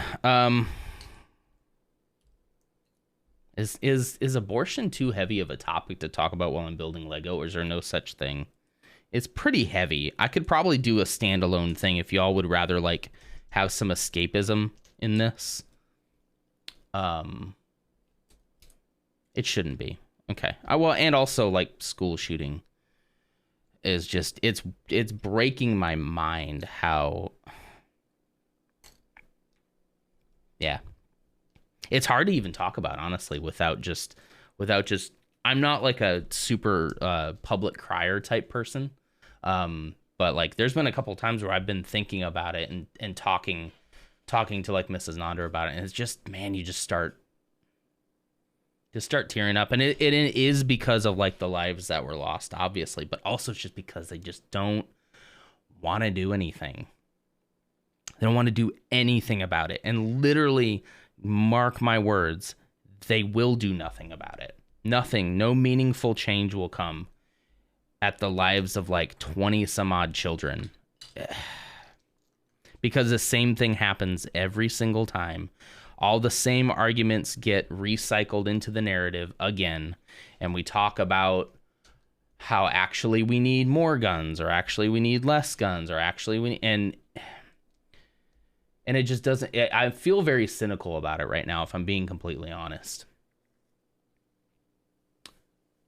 It might be, but it shouldn't be. Well, I can understand if people didn't want to bring down the mood of a Saturday morning, but honestly, like, it's too important not to talk about. They don't care. Yeah. Look, I'm not for taking away everybody's guns. I'll just be completely clear about that. I don't think that's the solution. One, because I don't think it could ever happen. I think we'd probably be a safer society if that were the case, but I am at least for meaningful gun reform that would keep people from obtaining the types of weapons that were used, that the type of weapon that is used in almost every single one of these mass shootings, every single time. And yet they want to cling to them because hunting. and sport shooting and whatever. But it's like, I don't want to take it away from everybody. I really don't. I don't think that I want every single gun banned. You can have your guns. I just think that there should be a better process for obtaining said weapons of mass destruction, literally. Weapons of mass casualty. There's got to be a better way. There has to be a registration system. There has to be a license system. There has to be a way to track these things. And it's just bizarre to me that we don't have it. We don't have that at all. Over what? Like, for what reason? It doesn't make any sense to me. And they just cite the Second Amendment, which everybody has kind of pushed this one to death, but it's like, it says a well-regulated militia. You need a license to drive a car, so why not a gun? Exactly. Latest atrocity really destroys the whole one good guy with a gun argument. The details that are trickling in about what the police did in that situation are horrifying. Like, I can't even tell you. Like, I'm not like, I don't particularly like the whole bravado thing, right? Where I'm like, well, if I were there, this is what I would do. But because there were some parents that were there, and there were some parents who tried to take matters into their own hands, and they were literally like almost tased by the police. The police had tasers and stuff on them to keep them from going in and doing what they were not supposed to, or what they were supposed to do. I just blew this thing out of frustration.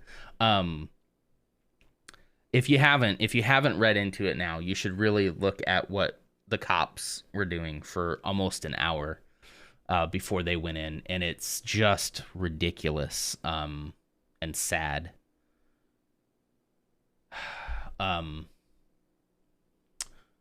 My freedoms, yeah, I mean, you get the same freedoms for driving a car, you know? I don't want to take away everybody's guns. I feel like I currently don't own one, but I will in the near future. And I will be as responsible as I can with that, because I also have a small child. So obviously that gives me pause. I would hope that I could live in a country where I wouldn't have to feel like I need to do that. But with how crazy things are getting, it's, you know, almost inevitable that you might need one. And that's terrifying, guys. Like, in the year 2022, like, that's a terrifying concept that you would have to feel that way in the country in which you reside, that you're not even safe from people that you would call neighbors. Is just ridiculous. It's sad. Theoretical and practical classes that you have to take to show you're capable of gun handling. Absolutely. I have a friend, I won't name names, but I have a friend who is a competition shooter. And he's very, very good. Like, he's very proficient. He has spent years and years perfecting his craft and handling guns responsibly. I don't want to take his guns, nor shouldn't have to, because he's a responsible person. He has put all this time and effort into his craft, really. Like, and he knows how dangerous these things are. He's had training. He's had years of experience. There's no reason why someone like that couldn't own weapons, right? Absolutely. Like, more power to you. An 18-year-old who just barely turns 18 can order a gun online or walk into a gun show with no waiting period and just purchase something. Come on. Like, we got to know that can't be okay, right? Like, that part specifically cannot be okay. Like, that's just, it boggles my mind every time I think about it. And it's crazy to think that you can't even suggest that level of simple solutions that in this specific example might have helped. Like, maybe or maybe not, but like, maybe he would have gotten the gun illegally. But why are we making it easy? Why are we making it easy for them to do that? Why are we making it easy for people who are mentally unstable to purchase a gun with no waiting period, no background check, no training, no registration, no license, and they can just walk into a school and murder people. Why are we making it easy for them? That doesn't make any sense. Over like, yeah, if you're a responsible gun owner, it might mean that you are a little inconvenienced because now you got to go get registered for everything. But like at what cost? At the cost of like 20 kids' lives, like 20 children? Like you're not willing to be just a little bit inconvenienced for that? Man, it just needs to be regulated way better. Absolutely. I don't think I think the thing that particularly, and I'm going to make this a left versus right thing, but particularly on the right, a lot of people move towards they're going to try to take our guns. They're going to try to take everything from us. We can't let them do it. My Second Amendment rights. And that's literally like what, like 90% almost of Americans are like not saying that. They're not saying that that's what they want. And yet that's like all they hear. When they hear gun reform, they just reel and they just go bonkers and they lose their minds. Meanwhile, like all these families are losing their actual children, and you can't be bothered to even have a conversation about responsible gun ownership. Basically, that's what it comes down to. And I believe with all my heart that responsible gun ownership should include practice and registration and classes and a mental health check and all that kind of stuff, you know. I'm still not sure what freedom the U.S. always proclaims it has that others don't. I don't either, man. I honestly don't either. I lived here my entire life, and I was fed the propaganda from a young age. And I'm sorry if this doesn't feel good to you, but it is propaganda. Good or bad, it's propaganda that we are amazing and that we are so free and we're the freest country in the world. And it's like, what are you talking about? I talk to so many of you guys who are in different countries, and you're just baffled by the fact that, like, what are you talking about? Like, what is this American exceptionalism that everyone is talking about? Like, it's literally, you can't even go to school as a child here without the danger of getting shot. What freedom is that? It's not freedom. Like, geez. Freedom at what cost? Like, are we not, like, there's so much individualism that nobody sees themselves as part of a whole, as like willing to make a sacrifice for the better good, because they're just so self-absorbed and hypocritical, and they just want me. They want their fancy gun that they're never gonna probably use, you know. One has to question just how much money the NRA is pumping into politics. Money in general in politics is a huge issue, but specifically the NRA it's bad. It's blatant. They're not hiding it. They're obviously doing it.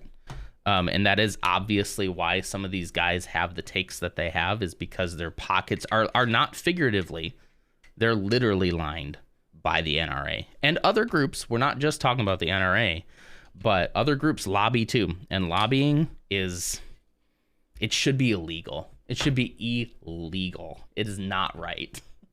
It's horrible. I listen to Jerry. I used to listen to that a lot. Not for medical advice, but for entertainment. Every time he talks about the U.S. being the greatest country on earth and the freedoms the U.S. is like, I'm like, say what? Say what, motherfucker?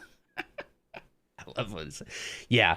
And the funny thing about Joe is that he only recently started ramping up that rhetoric. He didn't used to talk about that. He used to actually be a little bit more open to, like, in fact, I can almost recall a specific episode. I'm trying to remember who he was talking to, but he was basically like, yeah, like, you know, America's fine, but like other countries are actually pretty great. I've been to so-and-so country and I had a great time there. The people are nice and things are great. You know, I remember him talking about that. And now all of a sudden he moves to Austin, Texas. And he's like, freedom, man. Like, let's do it. Freedom. And I'm like, what? All right. What do you think? Do you think, Niddalicious, that like he has changed slightly? Thank you for that stretch break, by the way. That he has changed slightly since his move to Austin. I think he probably started changing a little bit before his move. So I'm not going to sit here and say that he's changed because of that fully, but I think he is surrounding himself with people of a very, very particular set of beliefs. And that has definitely changed the man. No free school lunches because then kids will get spoiled, I guess. Heaven forbid we feed children. I mean, we're willing for them to die at the altar of education. But, you know, we're not going to feed them. We're not going to give them food to come to school to die. I mean, it's like we don't feed our coal miners who go into the coal and get lung cancer. We're not going to give them free lunch. They got to pull themselves up by their bootstraps, you know? Oh, man. I like that Joe's evolving, even if I don't agree with his path. But moving to Texas has really flipped him upside down. I mean, I really think that's true as well. I used to listen to him a lot. And not even so much for him, but for the guests that he had on. I thought he had very interesting guests. I still think he probably has pretty interesting guests. However, there was a tipping point for me. And honestly, it was COVID. COVID was a tipping point for me. I stopped listening to a lot of people around COVID. And I think he got kind of lumped in. I think I just kind of stopped listening to them in general because I was seeing evidence that they were saying one thing. And the evidence that I was physically seeing myself personally in the world was not lining up with what they were saying was true. And while I don't really like the whole, like, we shouldn't platform certain people, but I don't like the way he defends Alex Jones, bringing it right back to school shootings. I mean, that man is atrocious for what he did to Sandy Hook, surviving parents and children. Claiming that whole thing was a false flag is probably one of the most dangerous things one single person has done to our country than anything else. When the school shooting happened here just recently, I was on a live. I think it was just ABC News, and they were just kind of covering what was happening. And I tell you, almost every other comment was somebody in there saying this is a false flag. This isn't happening. They're going to try to come after our guns. This didn't really happen. And I'm like, you can trace that directly back to whether or not he's the originator of those theories doesn't matter. He definitely propagated those theories. And for Joe to just be so unwilling to realize his part in platforming that guy, is ridiculous to me. And this is only recently. I saw a clip just recently where he was talking about how, like, well, Alex Jones gets a lot of things right, you know? And it's like, yeah, then why doesn't he talk about Sandy Hook anymore? Because he was sued into oblivion for being a liar. And for him to not I think if part of his evolution was him backtracking on some of that and saying, you know what? Yeah, like, I thought Alex Jones was an interesting person. He definitely was entertaining. I watched that episode. I totally listened to that episode, the more recent one where he was on before he got sued into oblivion. Just because he's an interesting character study in being batshit insane. Like, really, he's off his rocker, really. And for Joe not to admit that, like, hey, we should, like, be careful what we say here because it has real world impacts. And maybe I was wrong for not admitting that, you know. But he's so on this whole, like, free speech kick that he just can't. I feel like he can't admit that because then people come after him for, like, well, it's free speech, Joe, and yada yada. Yeah, it's just like, come on. I think my mom might think the shooting was fake. Good Lord. I'm sorry. I would love to live in a fantasy world where little children don't die from violence in their own school. I would, honestly, if that were true, that would be great, right? I mean, it would have horrible implications because it would mean that there's something going on that is even, like, the scope of what would have to happen for that to be faked would be so incredibly huge that literally everyone in the world would have to be in on it. Like, everyone in the world pretty much. And then it's like, well, then who's left that you're deceiving? Because there's so many factors that you have to have in your pocket in order to accomplish something like that. But I would love to be able to say that, yeah, bad things like that don't happen in our world. That's all made up. I would love it. That would be great. And I'm sure that's why people do it, because they refuse to see the problems that are going on in our country and refuse to see solutions, because in their mind, it just never happened. So what is there to solve? There's nothing to solve, because I couldn't imagine something that horrible happened. This must be a false flag. Oh, man.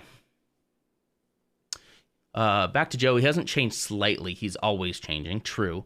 Every 6 months, there's a Reddit thread about how Joe has totally changed. He's always going towards something, and it depends on what he's into at the moment. Like when he goes into a hunting and or archery period, the show reflects that. That makes sense. It doesn't change. It just reflects his interest. I can understand that. I'm here talking about political stuff on a Lego stream. So like my stream changes based on my interests as well. So that's whatever. But the Alex Jones episodes are hilarious. They really were. They absolutely were. But I can't forgive him for Sandy Hook. I cannot forgive that man for what he did. And I don't think that means that he shouldn't be platformed per se. But I do find it hilarious that he got sued into oblivion, as he should. They're also looking into not allowing him to claim that as, bankruptcy, right? Where it just basically he doesn't have to pay it because he's broke. Broke as a joke. But anyway, one has to also understand the amount of shit talk that Joe does, because he's a comedian, right? He likes to rile up his friends. He got in trouble for saying stuff about masks. Yep. With Bill Burr. I saw that clip. Yeah. But to me, it was obvious that he was just getting a rise out of Burr, and that was funny. So I think I can understand that from a certain perspective. And I think that's probably true for some people. However, I think there's a big majority of people who watch his show who don't think that, like, yeah, they see the humor in it, right? They see that, oh, he's joking. However, I think there's a good aspect of people like, yeah, it's funny because it's true. You know what I mean? And if he, on stuff like health issues like that, that can lead a lot of people to making a decision because they look up to Joe. They think that he's a role model. And however crazy that is, that I don't think people should do, but they do. Like, people look up to him. I thought when I listened to him, I thought he was very brave for having on the kind of people that he has on, for not kind of bowing to like what the establishment would want him to talk about and the kinds of people they would want him to have on. And he's not afraid of having on controversial people. I don't think that in itself is a bad thing. I don't think that that's a bad thing. I think it's important to hear people, to hear what they say, but it's also equally important for other people to push back on really bad ideas. And I don't think, and I don't know, you could correct me if I'm wrong, but I didn't see Joe really pushing back too hard on like the whole Sandy Hook thing, you know? And I know that Alex Jones falls back on, I'm just reporting what I'm hearing, you know? It's just what I'm hearing, you know? It's like, but you have a responsibility if you're doing like a news show to be sure that what you're reporting is true, you know? But anyway, we probably made this too much about Joe Rogan. But I have a long, complicated history with Joe, so that makes sense. I think I need to take just a very quick break, y'all. I have a couple more thoughts on this whole thing, but I think we need to take just a quick break. Refill the coffee. I think I'll go ahead and run a 1-minute ad for those of you who are not subscribed. I'll run a 1-minute ad for you. For everyone else, I will run some clips for you. So if you are getting an ad, don't feel too bad. You're not going to miss out on too much. I am trying to take more control of my ad breaks and not let them control me, and let you all have a little bit of a break without losing out on any of the content. So I will be right back. Hold that thought, Nitalicious, and we'll continue that conversation when I get back. Here's the BRB screen. Here's a clip. I will be back in probably like 1 minute. It probably shouldn't take too long. It's a shortcut. Oh, nope.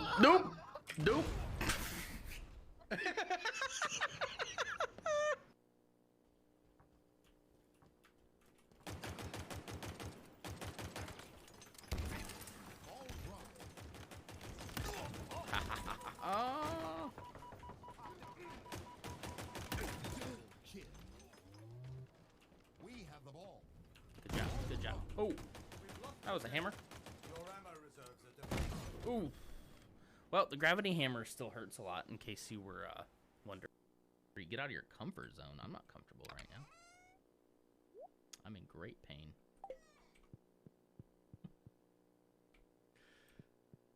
I'm in great. Careful, guys. Don't kill Jar Jar. That would be wrong and bad, and we shouldn't do that. Oh, he's back. How?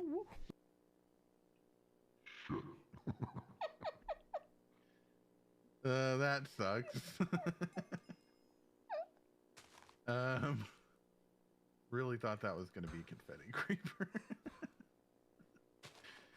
You're banking on it being. I did forget that I took off all my armor for the or I would have been fine. Did not. I heard a pickup sound, but I don't know what I picked up. Hey, you know those results. Zermatt. Veldesir? Place called Lenzerheide? I'm gonna butcher this a lot. In the Canton Grobendheim? Sorry, I know I'm butchering that. I apologize. Sorry, I can't hear the call things. How's it going? What's up? Not much. What's up with you? What's up? What's up? Okay, I've got Minecraft ready. Are you ready to do this? Yes. Okay, good. Can you hear me okay? I am also streaming. That's cool. I guess. I'm just gonna go ahead and quit then. Good. All right, I'm back. Hello. All right. Seeing that clip, what's up, Dutch? The Minecraft clip had a little tiny drop of coffee in there. When are we playing on a non-server? You know, I burned myself out on Minecraft. I recently tried to get back into it. That's a clip you're seeing there. But I burned myself out on Minecraft, like hardcore. I played that thing from like 2012, or probably, when did it come out? Right when it came out. I was like in the beta shoot.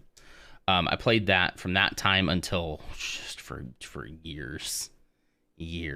But I say that to say recently I tried to get back into it, and I just haven't really found the love for it again. I never really played survival mode. I was a creative builder. I built a ton of stuff in creative mode.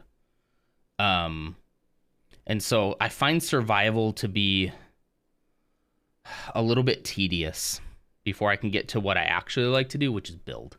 But hey, I'm not ruling it out. I started streaming Minecraft again a couple of months ago, and I told myself that, hey, if this is something the community likes, then we'll invest in it, and that can be something we do. It just didn't really take off at all, so I just kind of dropped it for a little while. I do need to go back and finish building the... I'm a part of Clickwell server. If you don't know who Clickwell is, you should definitely follow Clickwell. He's Minecraft creator. Let me do a shout out. Does pretty much exclusively Minecraft, and he has a server for subs. So I'm on their sub server. I have a cool Millennium Falcon build that I'm working on there.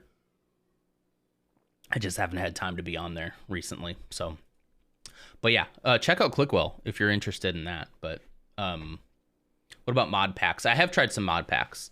Yeah, the PC does okay with most of them. Yeah. I think I'd be willing to return to it if there was an interesting concept for it, you know? Okay, anyway, so back to what we were saying. Which have I played? Gosh, you know what? Kay helped me set all that up. I'd have to ask him. I know I had like a mini map. I had like, there was a lot of server side mods that they had too. I know I had like the mini map. I had, gosh, I honestly, I couldn't tell you. I couldn't tell you which ones. Yeah. I couldn't tell you. I'm not sure. Well, that's cool. So anyway, not to make this a whole Joe Rogan thing, so we can drop the Joe Rogan. But I agree with you, Nidalicious, what you said right before I left, that he didn't grill him on certain things. I don't think Joe thinks that that's his responsibility to do so, but I think when it's something as big and as tragic as something like Sandy Hook, I think you gotta, you gotta. Are we almost? Oh, okay. There is one more bag. I was like, wait a minute, are we almost done? But anyway, the one last thing I wanted to talk about when it comes to this whole thing is the solutions that people have been. I'm gonna go wide for this. There we go. The solutions that people have been trying to put forward, especially many of them who are paid by the gun lobby, paid for by the NRA. A lot of the solutions they're coming up, anything but gun reform, right? Anything but some kind of meaningful measure to keep it from happening again. Are giving a ton of speeches about like, mental health, which, hey, I agree. Mental health is a big aspect of this thing. So they'll say this, and then will they vote on the next mental health bill in order to fund, like, I don't know, free mental health care for all citizens? Or at least affordable health care for all citizens? No, they won't do that.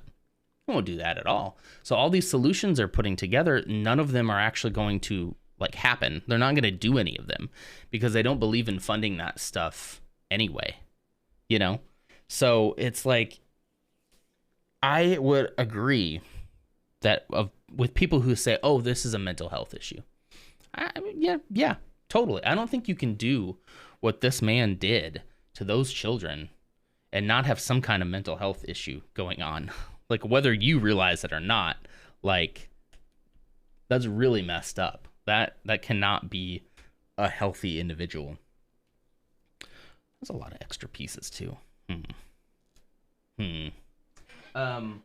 But my problem is I don't believe you all when you say that we should, like, invest in mental health, because you don't make that a priority in anything.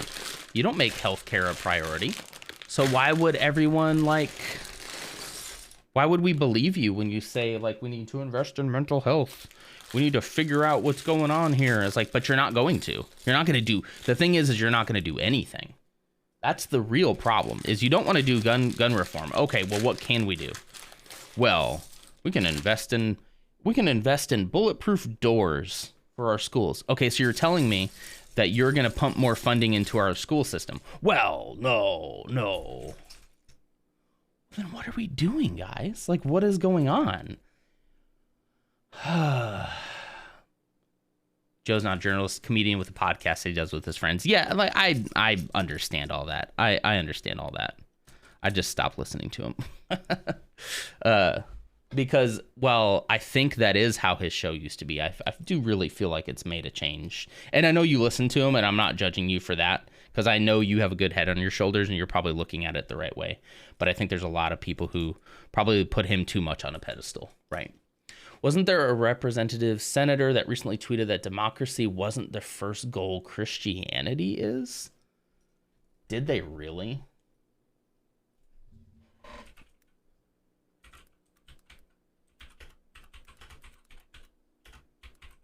See if we can find that. News.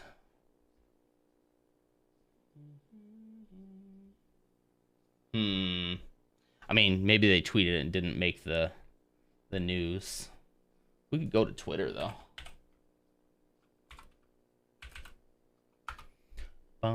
Sorry, I'm a little out of frame for this scene. Sorry. Hi. Let's see.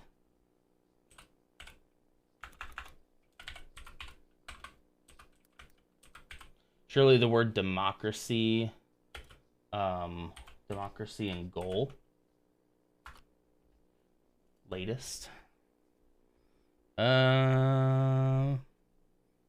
It's so hard with Twitter, because if they did this like even 2 days ago, I don't see anything. Anyway, I don't not believe you. I would just love to have seen who that was. Senator Mike Lee. Republican, really? You do say. Republican of Utah did a pair of tweets spanning Wednesday night and Thursday morning. Gosh. Oh, man. Senator for Utah. Oh, boy. Pray for the victims. Did he delete them? Did he delete the tweets? Did in a pair of tweets spanning Wednesday night and Thursday morning, arguing that democracy isn't the objective. Liberty, peace, and prosperity are. Okay. Maybe he was replying to somebody? He must have deleted it then.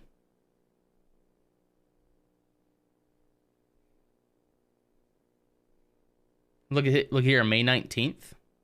He says that we should keep American infants fed. So he says he cares about children, right? But then, I mean, I don't know. I don't know this guy from Adam, so I'm not sure what but he's a Republican, so I can make some educated guesses at what he believes. Anyway, let's objection, hearsay. I mean, it might not be true. Maybe he didn't. But yeah, he might have deleted it because he can't put on his big boy pants and stand behind his words. So many of these guys tweet out their hot takes, and then the second they come under criticism for it, they run for the hills and delete it and try to pretend it never happened. But the internet is forever.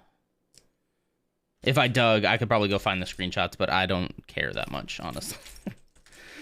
I can almost guarantee I could tell you like word for word what it would say because I was raised on this stuff. I was raised in a Republican household who listened to Rush Limbaugh on the daily. And I try not to be like cynical and mad at like my parents for stuff like that. But it's like that brain rot just seeped into me. Even when I didn't think I was paying attention to it, it seeped into me. And had irreparable harm done to my mind that I didn't realize until much, much later in life. Cowards. Yeah, I mean, at least stick by what you're going to say. If you truly believe something, then stick to it, you know? Okay. Let's go wide for the shot. There we go. I love having the flexibility of just being able to tap that to go to a different angle. This is working out crazy good. I love this camera. This is just my phone. In case you didn't hear earlier, this is just my phone, just attached using Elgato's capture software. Someone asked Lewis Black if he would run for president. He said it would never work because he would tell the truth. Mr. President, what about the rumors that you did drugs in your youth? Sure. Which ones you want to hear about? At least that's honest, right? At least it's honest. If anything, it is honest. You're going to have to be more specific than that. Which ones are you talking about? But yeah, I'm a little bit saddened that even in the solutions that Republican lawmakers are pitching, I don't see that they're ever actually going to do those things because those things go against what they already believe the government should be doing, which is like limited government interference in our life, right? Small government this, small government that. And I just don't think they'll actually do those things that they pitch. They're just throwing everything at the wall and hoping that we'll forget about this in a week. And the reality of the situation is we will. The people who are directly affected by it won't. They have to live a lifetime with what just happened. But in about a week, we're going to have another mass shooting. And the attention will be diverted there. And that'll be it. We'll move on. And there'll be something new. There'll be something new for us to get mad about. Rightfully so, by the way. I'm not saying we shouldn't get mad about this. There'll be something new that everybody will get mad at. And while we won't forget this, it'll just kind of slowly fade into the background like it did when the last shooting happened literally days ago. I understand that's cynical of me, and I'll talk a little bit about what I think we should like try to actually do in this time so that I'm not completely nihilist about this. But I got to tell you, I'm feeling very hopeless about this kind of stuff. And very sad to be living in the country that I'm living, where I was told we're exceptional and we're great and we're amazing. It doesn't feel like it. I forgot to put this piece on. Doesn't feel like it, guys. It feels like we're in hell. And I'm not using that word lightly. It feels like we're in a place that I'm missing steps left and right. Sorry. It feels like we're in a spot we shouldn't be in. It feels like a spot of our own creation by our hubris and our pride and our arrogance and our misinterpretation of holy scripture.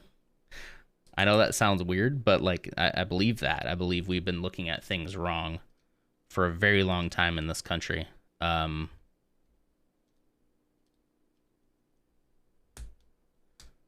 come this is not adding up? Sorry. Hang on. All right.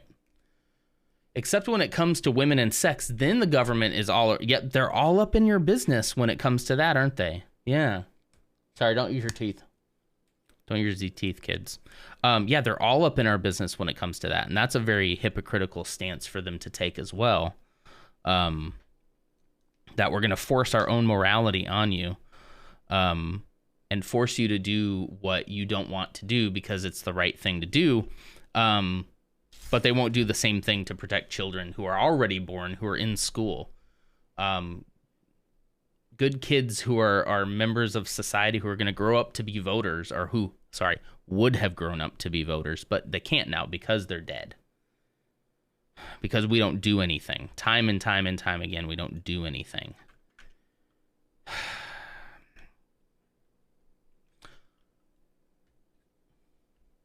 You should be mad that there's always something new to be mad about. That's, yeah. I mean, yeah.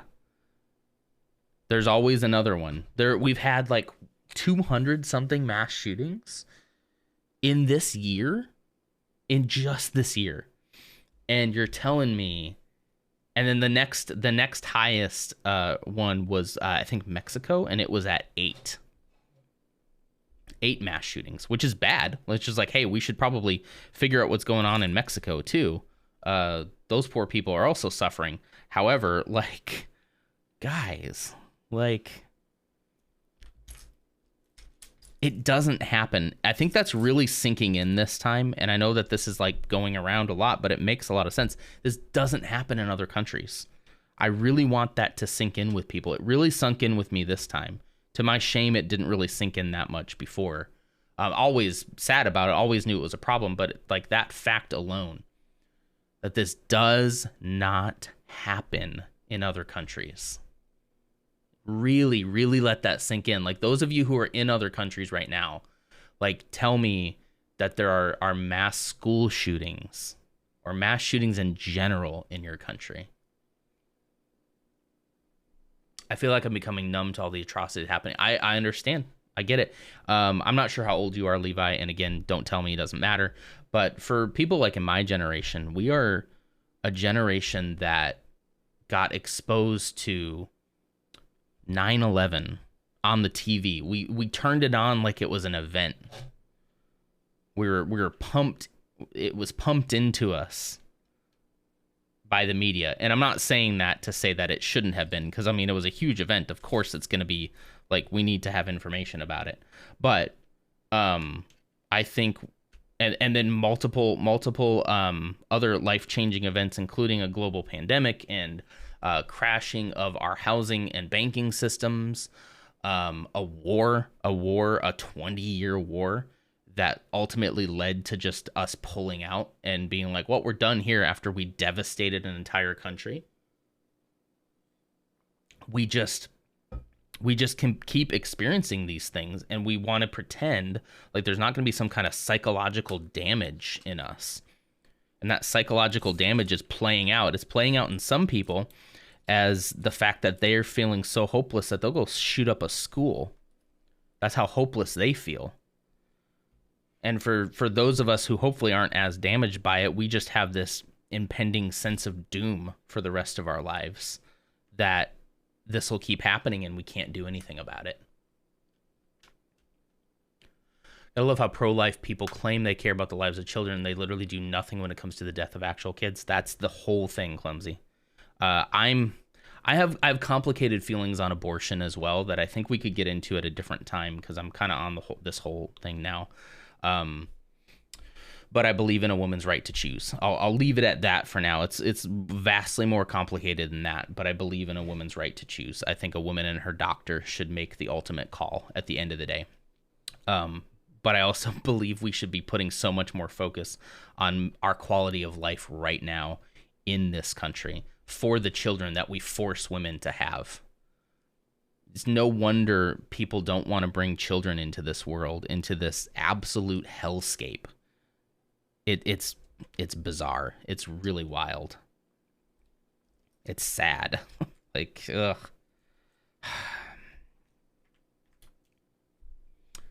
Only in America. I guess we are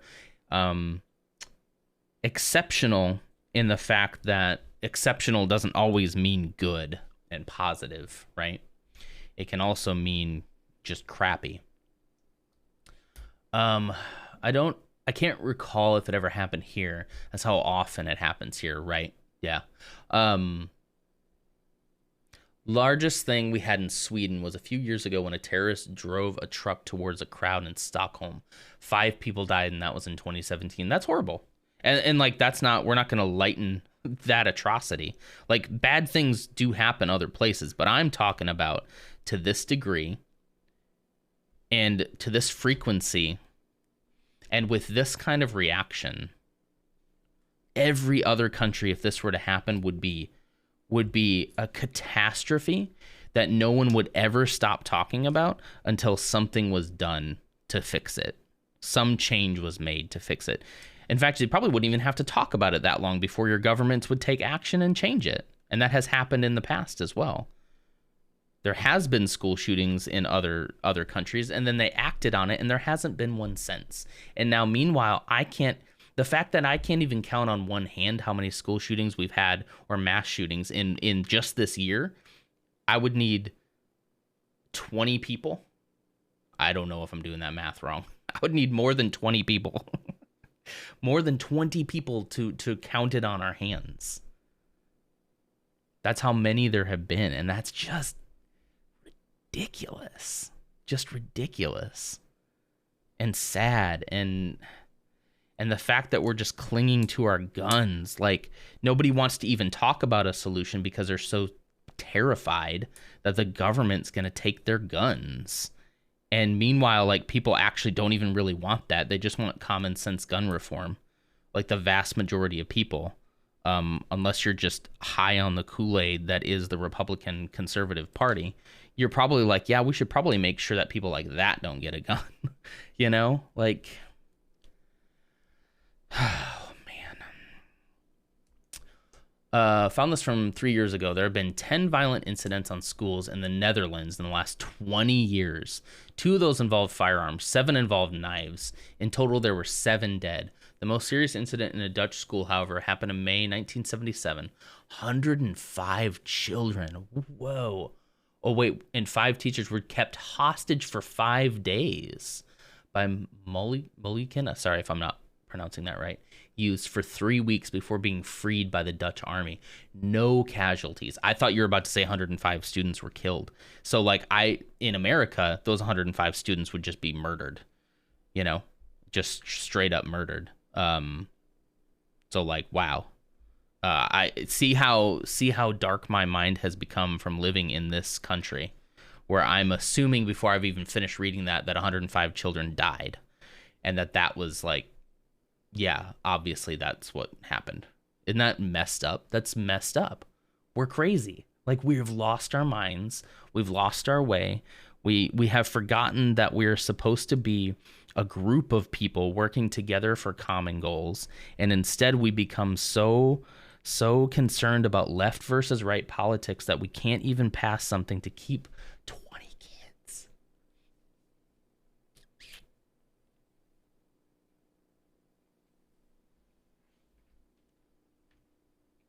Ugh.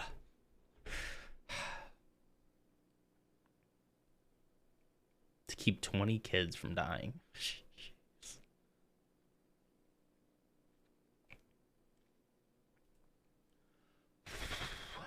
Man, it's crazy. It's crazy.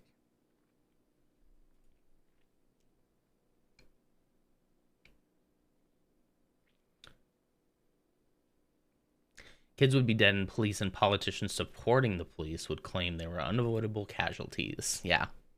Jeez. Unavoidable casualties in the in their right to have assault rifles, in their right to obtain rifles that are designed and manufactured specifically to kill the most amount of people as humanly possible in the shortest amount of time as humanly possible. Isn't that wild? Like, that is the design of that weapon. You can say that you're using it for hunting. You can, and maybe you are. I don't know. I'm not a gun guy. Maybe you are. But when like that particular AR-15 is used in the vast majority of these mass shootings and almost never used in the prevention of a mass shooting, almost never. There's some rare instances. We can't just decide that particular gun has had its day. If Elon Musk's Tesla was catching on fire and literally killing people, and Elon just was like, well, you know, that's the price you pay for buying a Tesla. You might blow up. We would be rioting in the streets. Well, I'm sure some people would still be defending Elon Musk, but because people are insane about that dude. But if something like that were to happen with anything else, we would probably be recalling it. We'd probably be being like, hey, could you not make this car explode? And if the car manufacturer came back and said, no, exploding is what I designed it to do, that it's working as intended. What are you talking about? Like, that's the point of the whole thing, is to explode and kill people. What do you mean? And we would not let them do that. We would not let them do that. We just wouldn't. They wouldn't be allowed to get away with it. No amount of free market capitalism would ever allow a company to get away with that. Yet gun manufacturers get away with it all the time because somehow they're not responsible. And like, I get it. I do understand that like the person who pulled the trigger is ultimately responsible, right?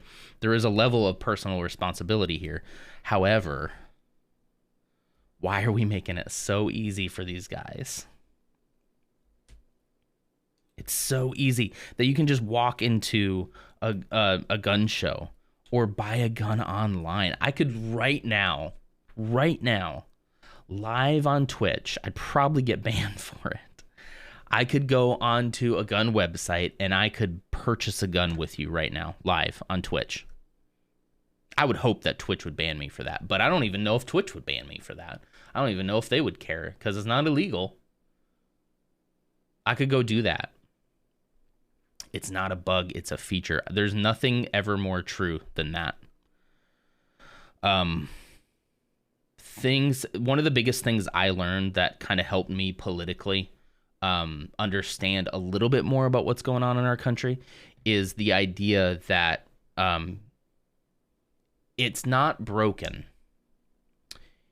It's working as it was intended to work, which is 10 times more scary than admitting that something's broken in our country. Something is broken, definitely, but it was like shattered intentionally.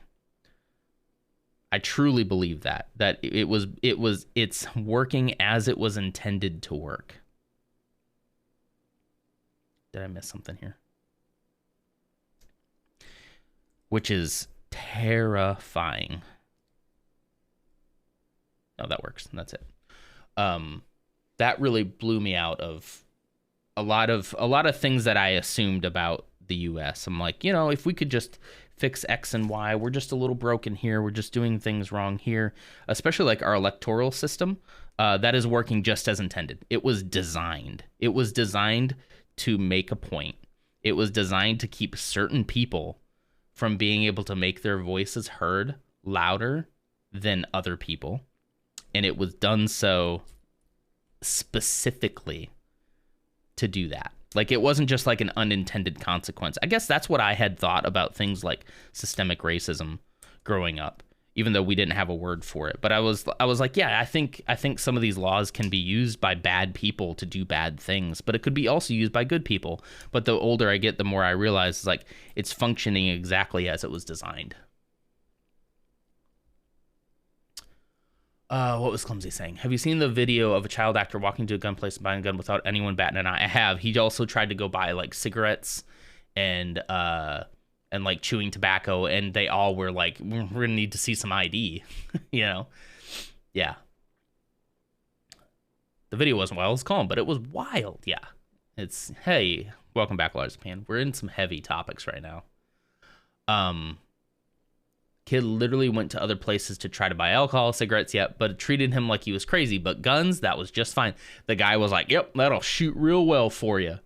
And I was like, okay. I even wonder, like, if they had taken it a step further and, like, made the child actor appear to be, like, mentally unstable or something, if they would have, and that's not a judgment on, like, mental health, but I wonder if they would have even, batted an eye at it. Because I'm not sure they would have, honestly. It's just, so I am very nihilist in this whole thing, and I apologize if that comes off, but I want people to know that that's what normal people in the US are feeling right now. Those of us who aren't caught in this left versus right war, and just want to see common sense gun reform happen. That's how we're feeling, is that it's feeling like we're never going to get it. That we'll never get it right because no one is willing to budge on this individuality, personal responsibility BS, because that's what it is. We're supposed to be a country that works together, that like solves things together, that uses democracy. Like, that's what democracy is all of us agreeing that we're going to try to do something better than we did before. And work together on that. And I understand, like, a lot of people roll their eyes at that and they're like, it's such a lib take. Like, whatever. I don't care if that makes me a lib, whatever. That's how it's supposed to work. That's how we're supposed to use this thing. And so those of us who are in that position are getting very disillusioned to the fact that that doesn't happen. And it doesn't feel like it'll ever happen. And we feel stuck. Like, really, like, those of us like this in the US, we just feel like we don't want to live here anymore. That this place is literally hell. And we're slowly but surely tearing our own country apart until there'll be nothing left but just fascism and dictators, and eventually the wrong person's going to get into power again. And it's going to be launching the nukes, and then the whole world will feel the repercussions of a broken country like the US. We're dangerous. Like, honestly, we are a danger. We are a menace to society at this point. It's sad. That's just how I'm feeling. That's how I'm feeling. It doesn't feel like we're ever going to get out of it, you know? At least Lex Luthor was smart. I don't think you can make the case that Elon isn't smart. He may not be good, but he's not dumb. I think I would agree with that he's smart in certain aspects. Everybody is smart in something and dumb in something else. I think that Elon's way too prideful for his own good, and way too egocentric. But is he stupid? Not necessarily. Not necessarily. He said underground transportation was safe from overground weather. It's just one of the latest things. The whole boring pipeline thing. I think Elon throws things out there that he knows are impossible just to make himself seem smarter than he is. Like, he knows will never happen. I think the whole Twitter purchase was driven mainly by his ego. But let's not make this a Elon Musk stream. I really, people talk way too much about that guy as it is. He's kind of he's a part of our problem, but he's the least of our concerns at this point. Even though, like, with his money, we could probably do a whole lot of good stuff, but, you know, he doesn't want to do that. It's supposed to be a closed system, so that makes sense. As long as there's entry points with ramps and such, there's going to be floods. Yeah. It's never a closed system. He's good at being an investor. Yeah. And didn't he get most of his wealth from, like, his daddy's emerald mine? I find it fascinating that people who are saying pull yourself up by your bootstraps happen to have, like, rich parents who gamed the economy back when the economy was actually a thing that you could actually profit from. You know, gamed the stock market or something, or had some kind of equity in something that they gave to him. I don't have any doubt that, like, Elon Musk works. Like, he works. Yeah, sure, he works for his money. But I put this on wrong. Rats. But he also had a really big head start. You have to admit that. So, like, sure, he can be smart. He can be shrewd. He can be a good businessman, but that doesn't make him a good person at all. In fact, as a man once said, just a humble man from Bethlehem, born in Bethlehem rather. He once said that, like, it was really hard for a rich man to enter the kingdom. I messed this whole thing up. Sorry. It was easier for a camel to go through the eye of a needle than for a rich man to enter the kingdom of heaven.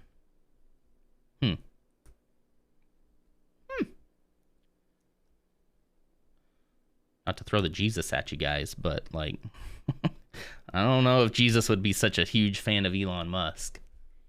He's a huge troll, which doesn't help. Absolutely, yeah. He just antagonizes people. And again, that's how you can know for sure that he's driven by his ego.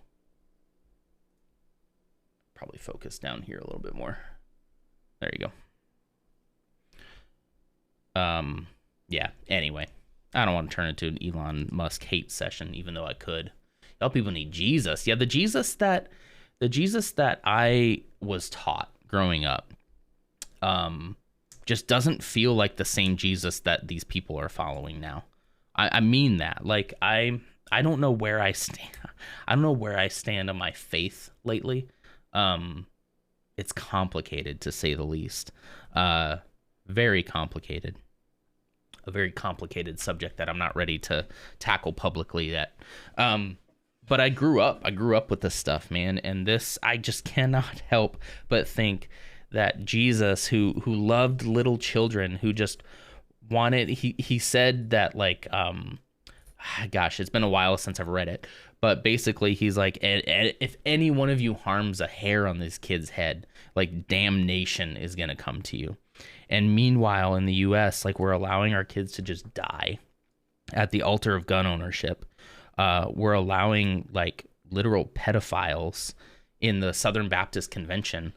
There's that video just recently of a pastor who gets up in front of his congregation and says that he needs to confess an affair that he had 20 years ago. He's been pastor for 20 years and he had an affair 20 years ago. And so he's confessing it, and everyone's applauding him, like, what a great man of God to confess his sin to his congregation. And meanwhile, a young girl gets up and she's like, it was me, and I was 16 when you did this, and you took my virginity, and you forced me to do this, and I had to live in silence for so long because I was so scared of you. And that was just recently that that it came out. I'm not sure how recently that had happened, but so it's just the Jesus that says that we should care for children would be just straight up appalled at what they're doing to kids in this country, all up and down, from forced birth to how they treat, like, differently abled kids, disabled kids. They largely get disregarded when it comes to safety and emergency drills. Yeah. It's not. It's just not the Jesus I was taught it was. Or if it is the Jesus that I was taught, then I don't want anything to do with that Jesus. I don't believe that it is. I think it's been warped into something that it's not. But it's just not what it was. We don't care about kids in this country. We just do not care. Unfortunately, these are tiny stickers. I'm glad I'm doing this at this point. Please never say differently abled. I'm sorry if that is something I shouldn't say. I apologize. Like, educate me, honestly. You've heard a little bit about how I was raised, and we didn't exactly think through that kind of stuff too much. So that's a term I have heard, but if that is not what I should say, then thank you. I appreciate that. I didn't know if just disabled was good. So, yeah. It's just, yeah. Aren't you glad I'm not the kind of person who would freak out about that and be like, don't tell me what to say, it's freedom of speech. The disability community at large just prefers disabled. Okay. Like, disabled people are people with disabilities. Okay, cool. I'll use that going forward. Oh, man. But it's just, we don't care about kids. We don't care about kids in this country. Shame on us, too. Like, it's ridiculous. And this is the same country then that's like, we're God's chosen country and God bless America. And it's like, I just don't think that God's blessing America. I don't think he has been for a long time. I think we're on our own decline. On a decline that we have set ourselves on, that we've done to ourselves. And I don't know how much God or Jesus had anything to do with it. Some folk do prefer differently, but that's pretty personal. Okay, yeah. So like if somebody tells me that they prefer that, I can use that. That's how easy it is, guys. Like if somebody tells you their preferred pronouns, you accidentally use the wrong one and they tell you, oh, I'm sorry, I didn't know that. That's interesting. I'll use that going forward. Thank you for telling me. That's it. Like, you know, deaf and hard of hearing folk are pretty particular in being referred to as such. Having the capitalizations and essentially denote belonging to a separate, defined, and real cultural space. So some people like it capitalized, some people don't. I feel like the best thing is just to ask people how they would prefer to be referred to as, right? So if I said like deaf people, that it has a ring to me that I'm not sure. Hard of hearing, because it's a spectrum, right? Like you could be completely deaf, or you could be mostly deaf in one ear, or you could be any combination of that. You just don't want people to feel like they're like lesser, right? Because of a disability, because of something that's like outside of their control, you know.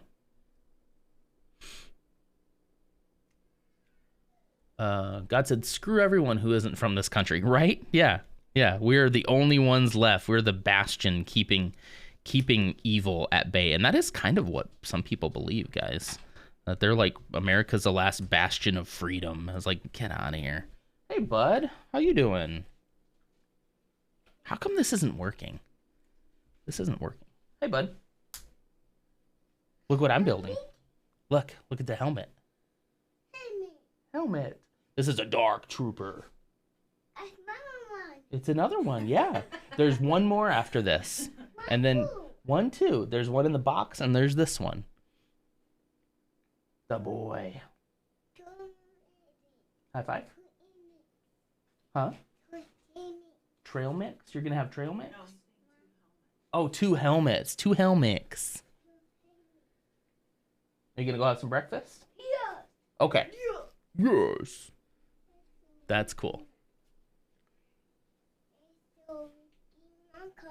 2 Mickey Mouse Clubhouse? That's cool. Do you want to show them? I don't think you're in.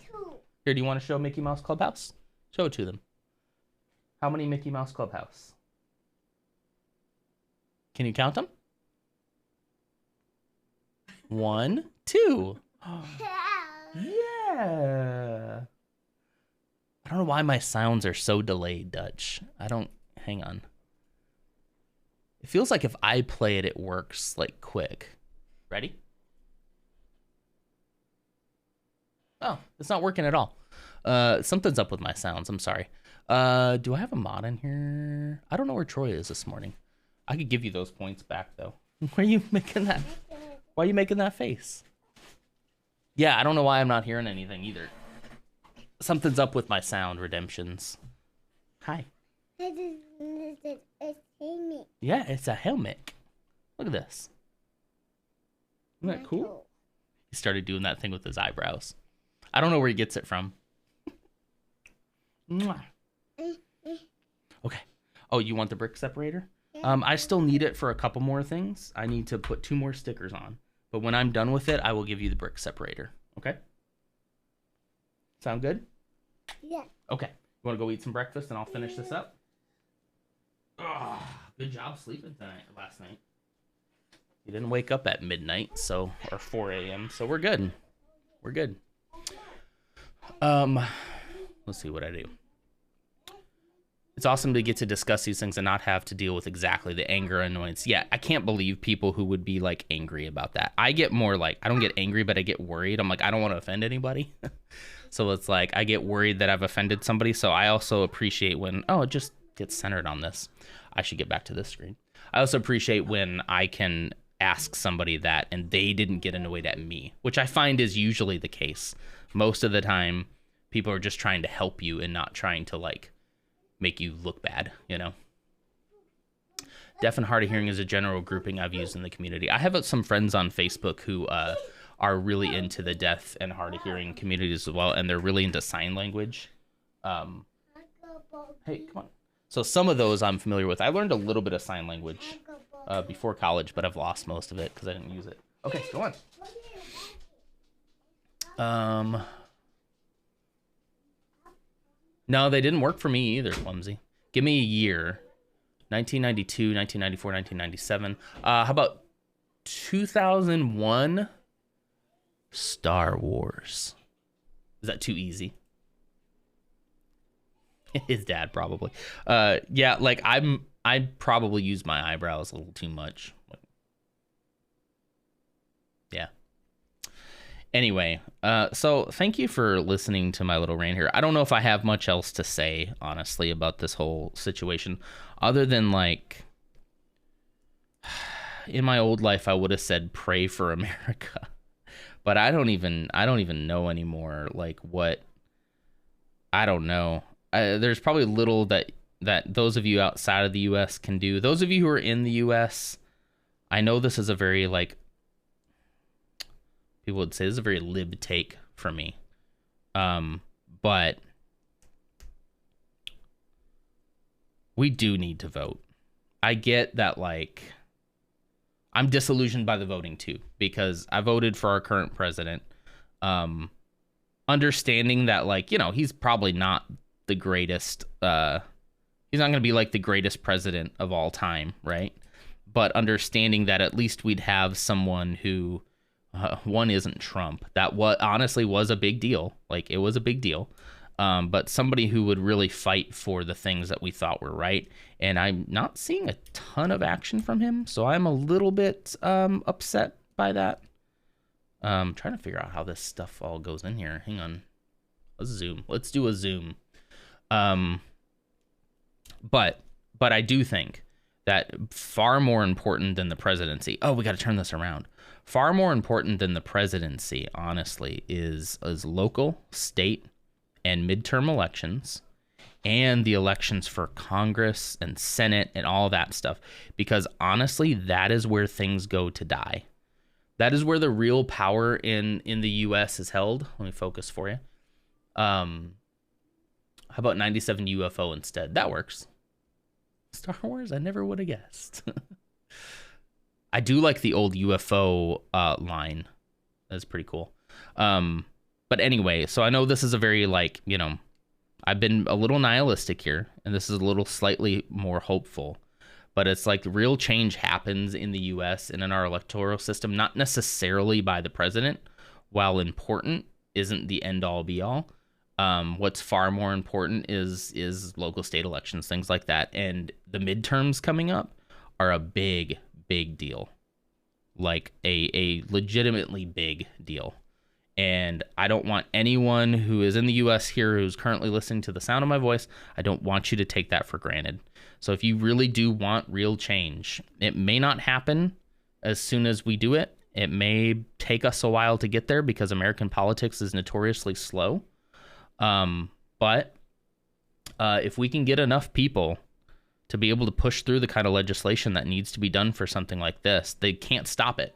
Unfortunately, right now, they can just block everything that we want to do because they have a majority in, forgive my ignorance, Congress. The Republicans have a majority that basically allows them to block.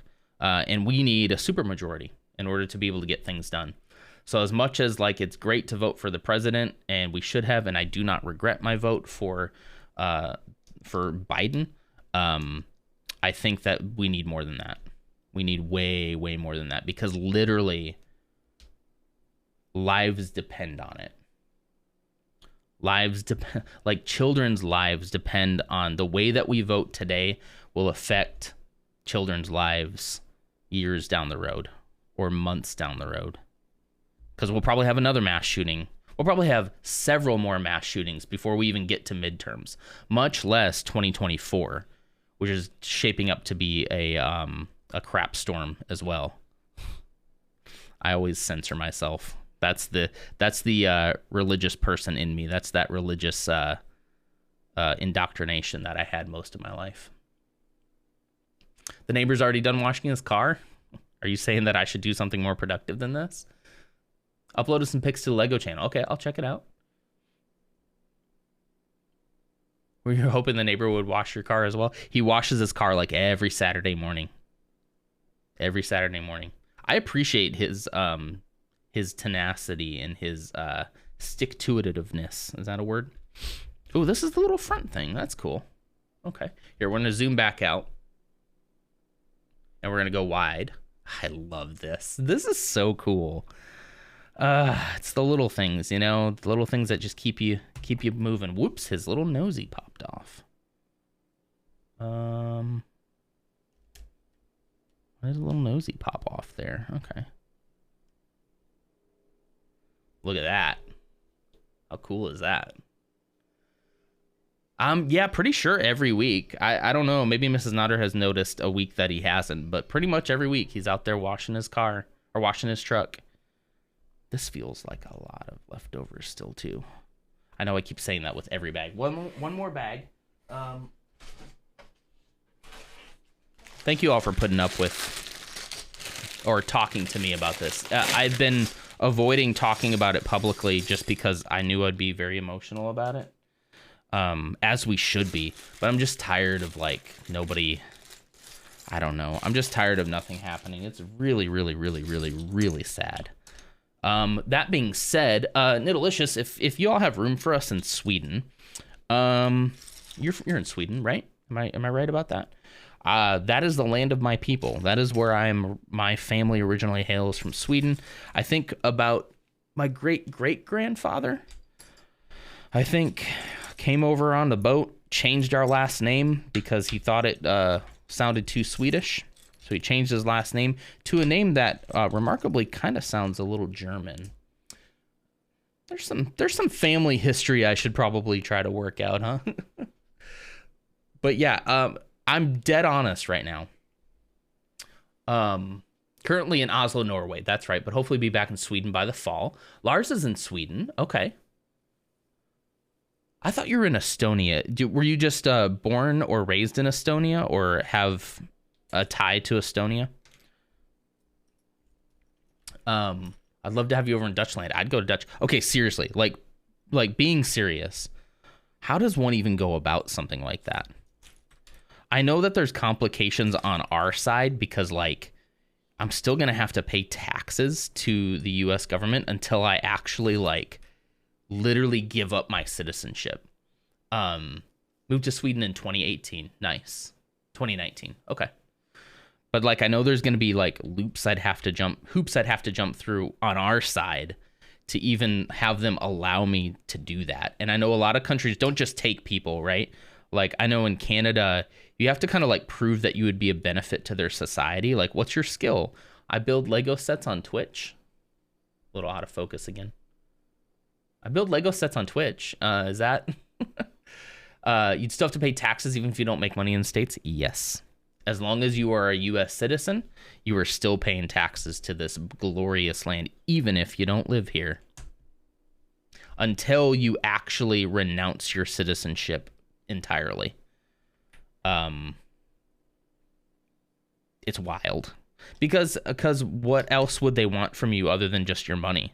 They want to continue to get to take your money time and time and time again so that they can literally do nothing when kids die. They just want to continue to take it.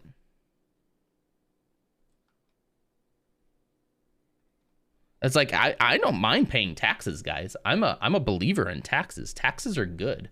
Taxes actually can help us do good things in this country. My problem is we never use it for good. It's always for evil. Like always.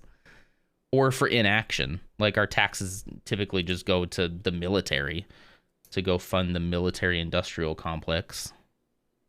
Oh, that goes right here. Is that right? Yeah. That's cool.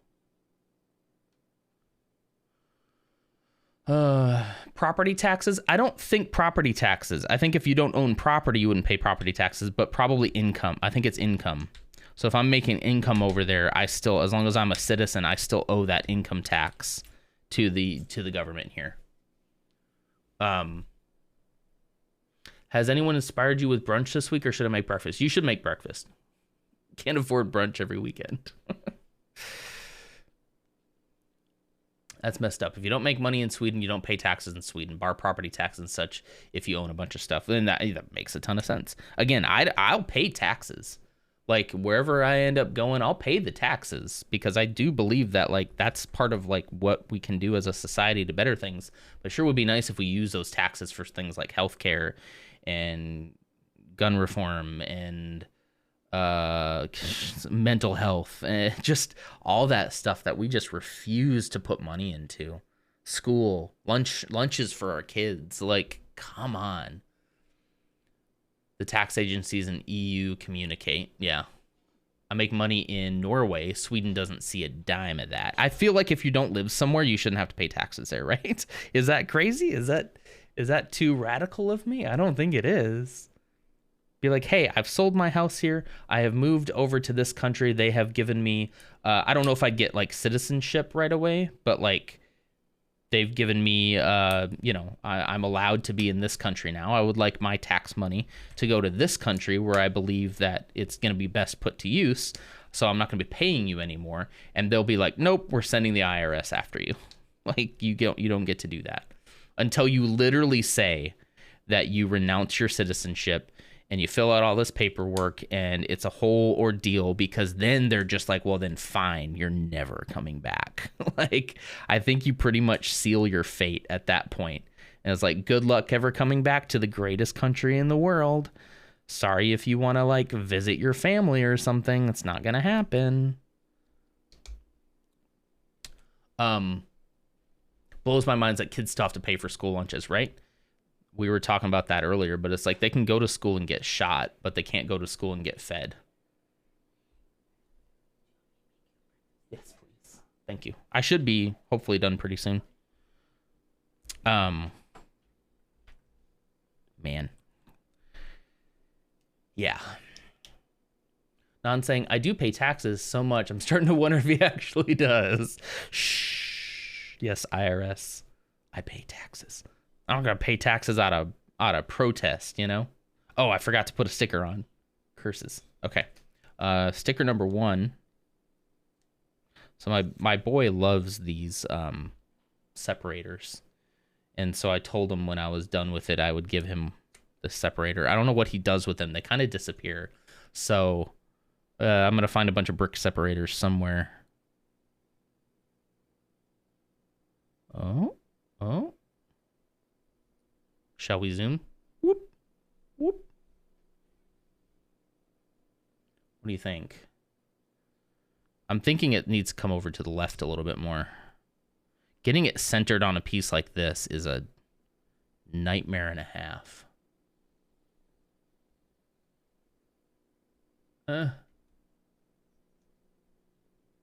There we go. That's not bad. I'm okay with that.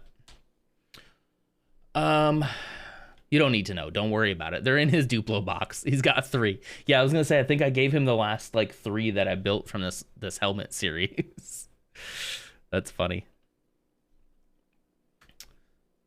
All right, let's stay on this. Let's stay. Come on, zoom it. Is that? Oh, there we go. And then focus. Look at how cool that is, guys. Okay, where does this go? Oh, right here. This ball goes right in the spring. I was thinking it was going here, but no, it goes right in here. Oh, that's cool. That's slick. The 90s Duplo was so good.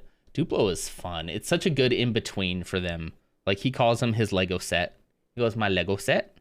He's got some regular ones. We got him like a Buzz Lightyear set recently, but they're so small, he doesn't really play with them that much.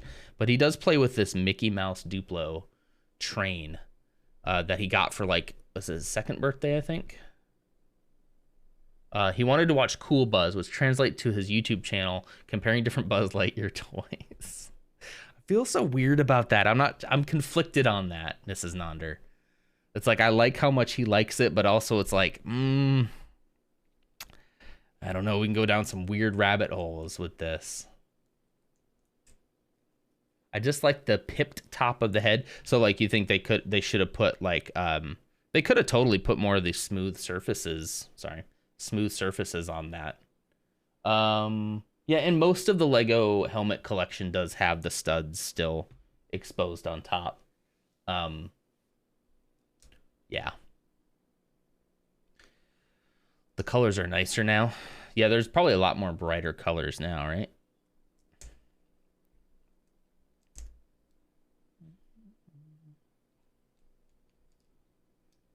Okay, wait. Oh, yep. See, if you don't pay attention to that part. That doesn't seem to work, though. See how... I don't know if you can see the gap in that. That gap right there? I don't think that's supposed to be there. Doesn't go like that. It has to meet right there. Well, no, maybe looking at the instructions, I think there is supposed to be that gap there. Maybe it'll make more sense when we get it together. Should have done my nails, guys. All right, if I'm going to paint my nails, what color do you think we should go for? I am leaning towards black, but I recently talked to Mrs. Nonder about it, and she was on board with it, so she thought it'd be kind of cool. It's a good time to do it. I don't really go anywhere, but I would probably wear them out in public. I want something, you know, I look like especially around here in Texas, I look like I fit in pretty well here, okay? Like, I'm a white man, cishet white man with a wife and a kid. With the beard, right? I fit into a very, what'd you call it? An aesthetic, let's just say, that I can blend in here pretty well. But there's some times where you kind of want to signal to people that like, hey, this sounds bad. I'm not like these other guys. You know what I mean? Is that virtue signaling? Is that what they mean by virtue signaling? I don't know. All of them, all of the colors. Maybe a navy, black, glitter black, or glitter black. Ooh, navy could kind of be cool. That's like a darker color. White, husky man with beard goes bear wrestling on Sundays. Exactly. A few years ago, I would have said Imagine Dragons hipster. Yeah, throw a beanie on. I do like the beanie look. If I'm being honest, I love the beanie and beard look. I do. And as I lose more of my hair, which I know you all have noticed, my hairline is receding. It's a little, it's kind of thinning in the back here. As I lose more of my hair, you'll probably see me in more hats. I'm not like the other Texans. I knew you were going to say that. That's what I was going for, too. I'm not like those other girls. I'm a gamer. I like games. I like Minecraft. Okay. Oh, flip it like this. Oh, sorry. I'm getting out of the view here. That do it? That definitely did it. That gives a cool kind of shape there too. I'm always impressed with how they get shapes out of this stuff. That's pretty cool.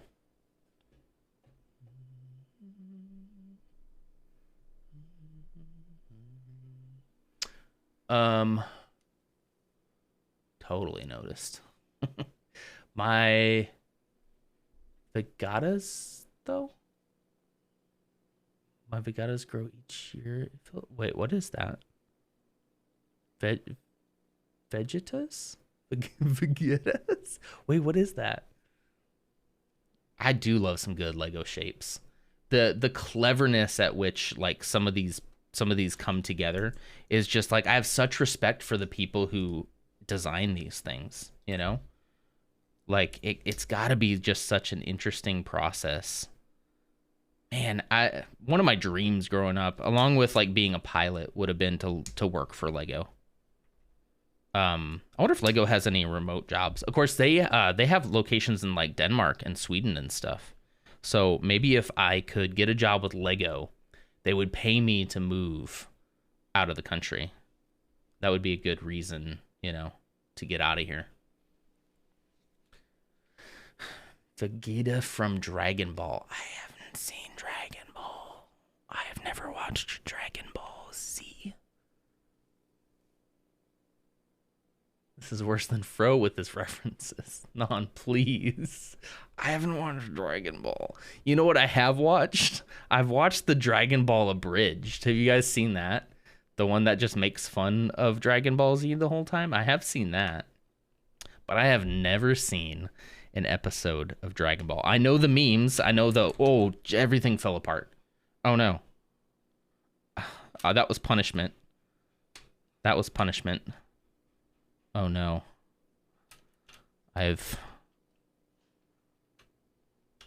Okay. Don't just... I randomly squeeze Lego to like make sure that it's all nice and it just...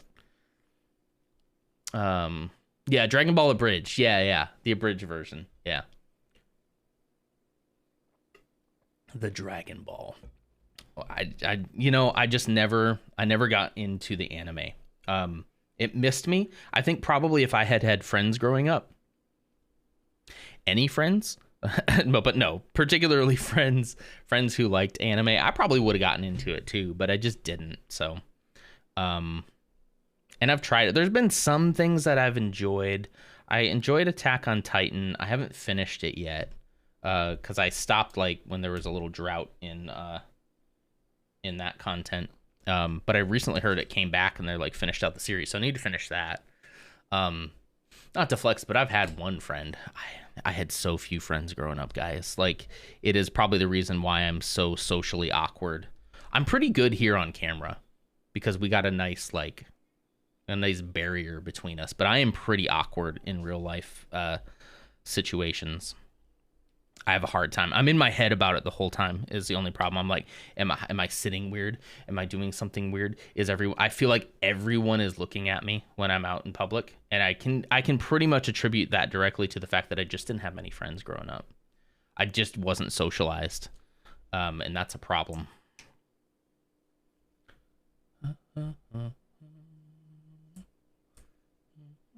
Pixar, it didn't happen. I wish I hadn't seen it so I could watch it again. Oh, wow. For the first time.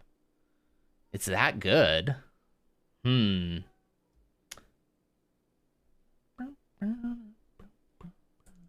talking Dragon Ball or Abridged? I've watched Avatar, The Last Airbender. I really like The Last Airbender. I haven't watched the new one yet. Korra, Legend of Korra or something like that, which I've heard that's also good.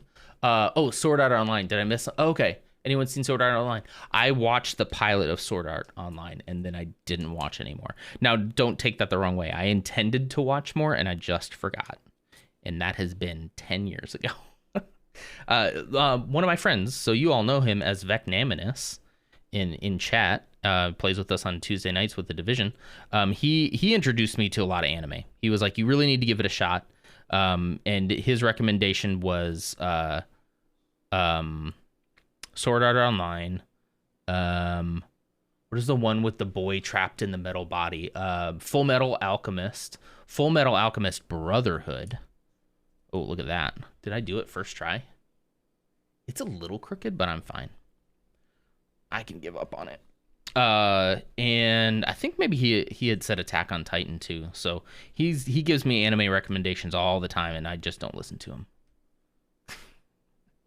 I need to listen to him. I'm sure there's something good there. Everybody seems to love that kind of stuff. So 10 years is like 5 months in pandemic time.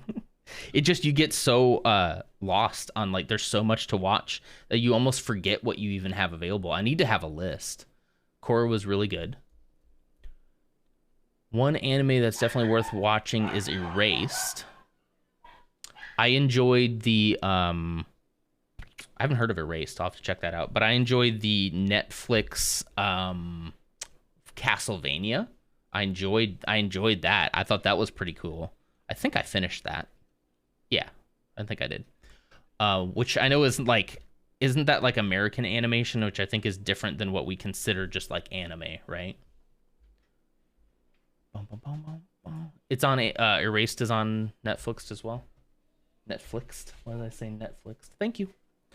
I'll be out in just a minute. I'm almost done. Hopefully.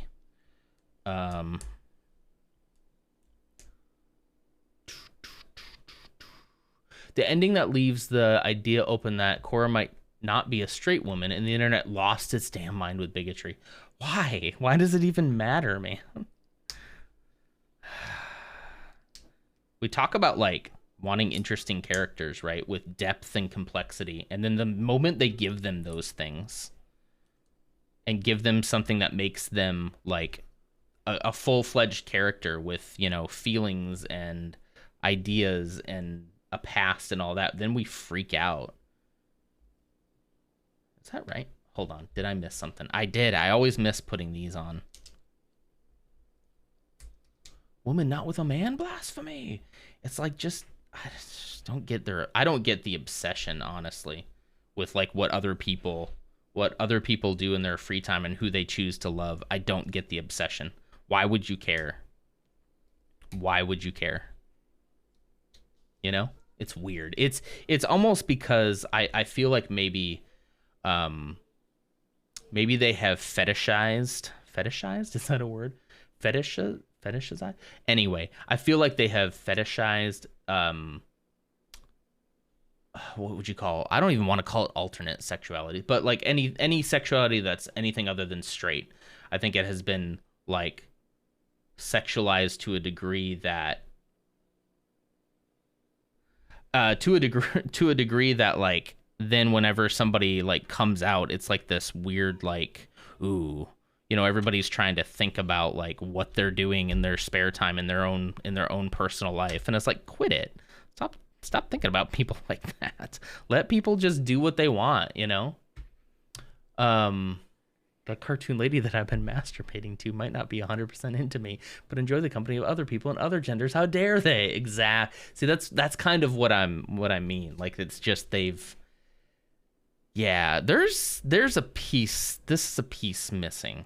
This seems too critical of a piece to not be somewhere in this build. And yeah, there it is right there. Okay. Yeah, it's on this thing. I can see it. Yep. See, you get a feeling for like which pieces are extra and which pieces are not. After 30 some odd years of doing this. Ooh, there we go. Click in. There we go. That was satisfying. No waifus. You got the right word. That's really what I feel like it is. It's just people not minding their own business, you know. Well, here it is, ladies and gentlemen, and everybody in between, regardless of how you identify. This is a Dark Trooper helmet. Pretty cool, huh? This part sticks out wider than I thought it would.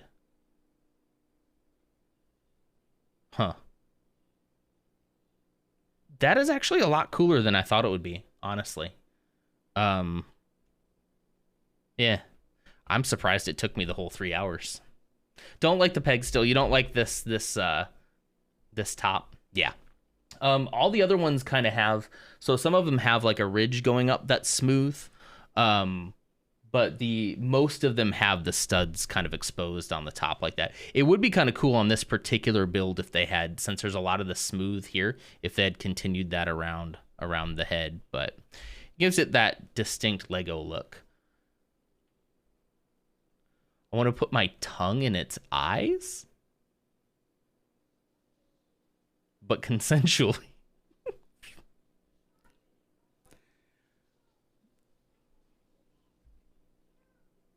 Okay, I mean, here you go. What's up? Oh, his nose is a little crooked. Little crooked boy nose there. There we go, we fixed it. Rhinoplasty. Wait, no we didn't. That looks horrible.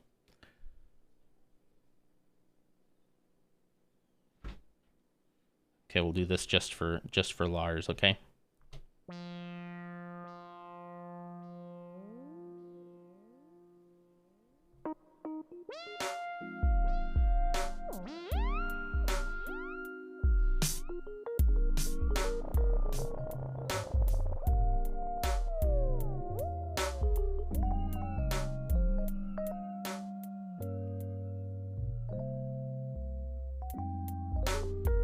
If he could wink, he would have done that right there.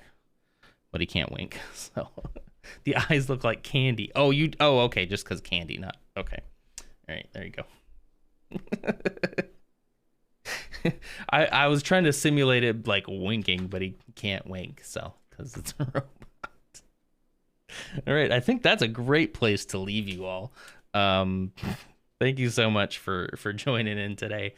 These are my favorite streams of the week. Sorry, I've been a little bit out of pocket in the streams this week. I've just been, we had a moment where the boy did not sleep, and none of us got sleep for an entire night. And so that's why I had to cancel a stream on Thursday. But I'm not sorry for any of this. I'm not either. What have I gotten into? Well, we're admiring the shapeliness of this helmet, consensually so. And Larzapan wants to lick the eyes. So on that note, perfect. This camera situation has worked out perfectly. This is amazing. I love having all this control over all of it. I can focus it. Look at how close I can get. Then I can bring it out here, refocus, and I can bring an even wider view. Recommendation, absolutely you may. Let's do it. What's your recommendation?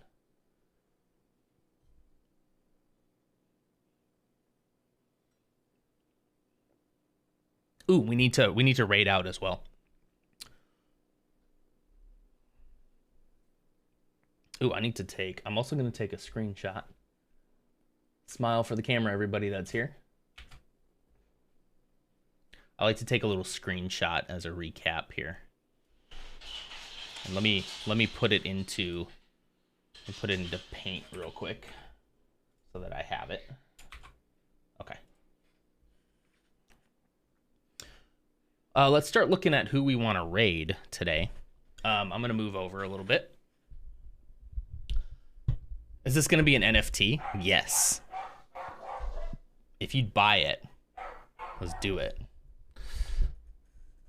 Can I suggest a raid target of Andy's Lego? I believe we can. I think I just shot him or them, I'm not sure, a follow. Let me go ahead and check on that real quick. Let me mute myself. Tomorrow, Sunday, Kamikaze mixtape. Okay, just, you can read, man. Is hosting another session of A Day in My Mind.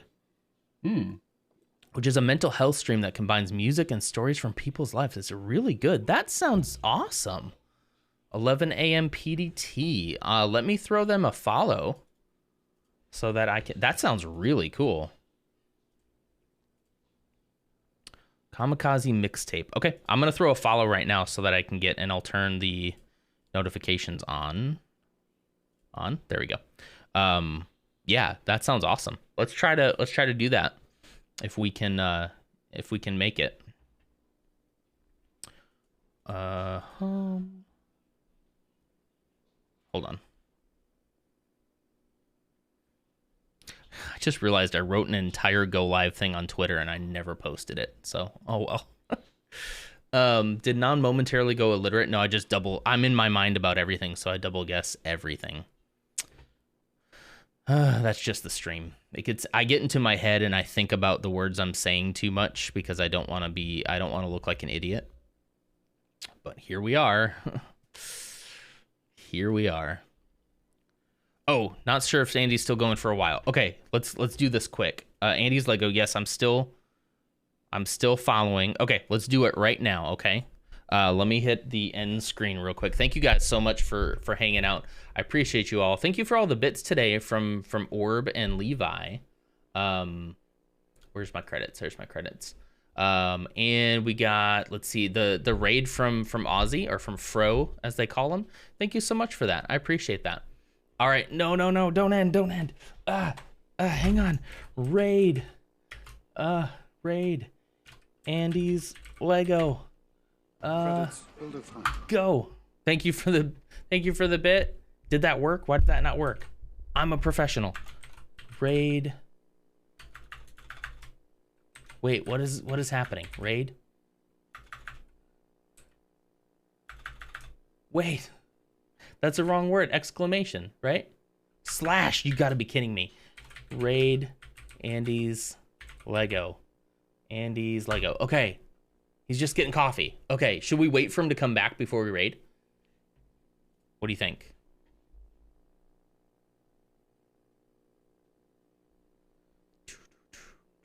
What do we think? Should we hang on? I'm gonna cancel the raid. Let's wait until he comes back. We gotta get that sweet serotonin, right? Yeah, let's wait. Let's just chat. I gotta feel that. I gotta see that excitement. This looks like a really cool landscape that he's building. Guys, he is at 293 followers away from a 300 follower goal. 93, 94. Guys, if every single one of you here followed him as soon as we got in there, I'm already following him. Shoot. If every single one of you followed him, if you're not following, we could get him to 300 here with this. I see shaking. I think he's coming back. Okay, there he is. Okay. I love you all. Thank you all so much. Slash raid, not exclamation point raid, because I am a professional. Thank you all so much. I'll see you all maybe tonight. I need to change the stream schedule again. So I'll tell you all about that in Discord. Okay, here we go. Let's do it. Thank you all. Goodbye.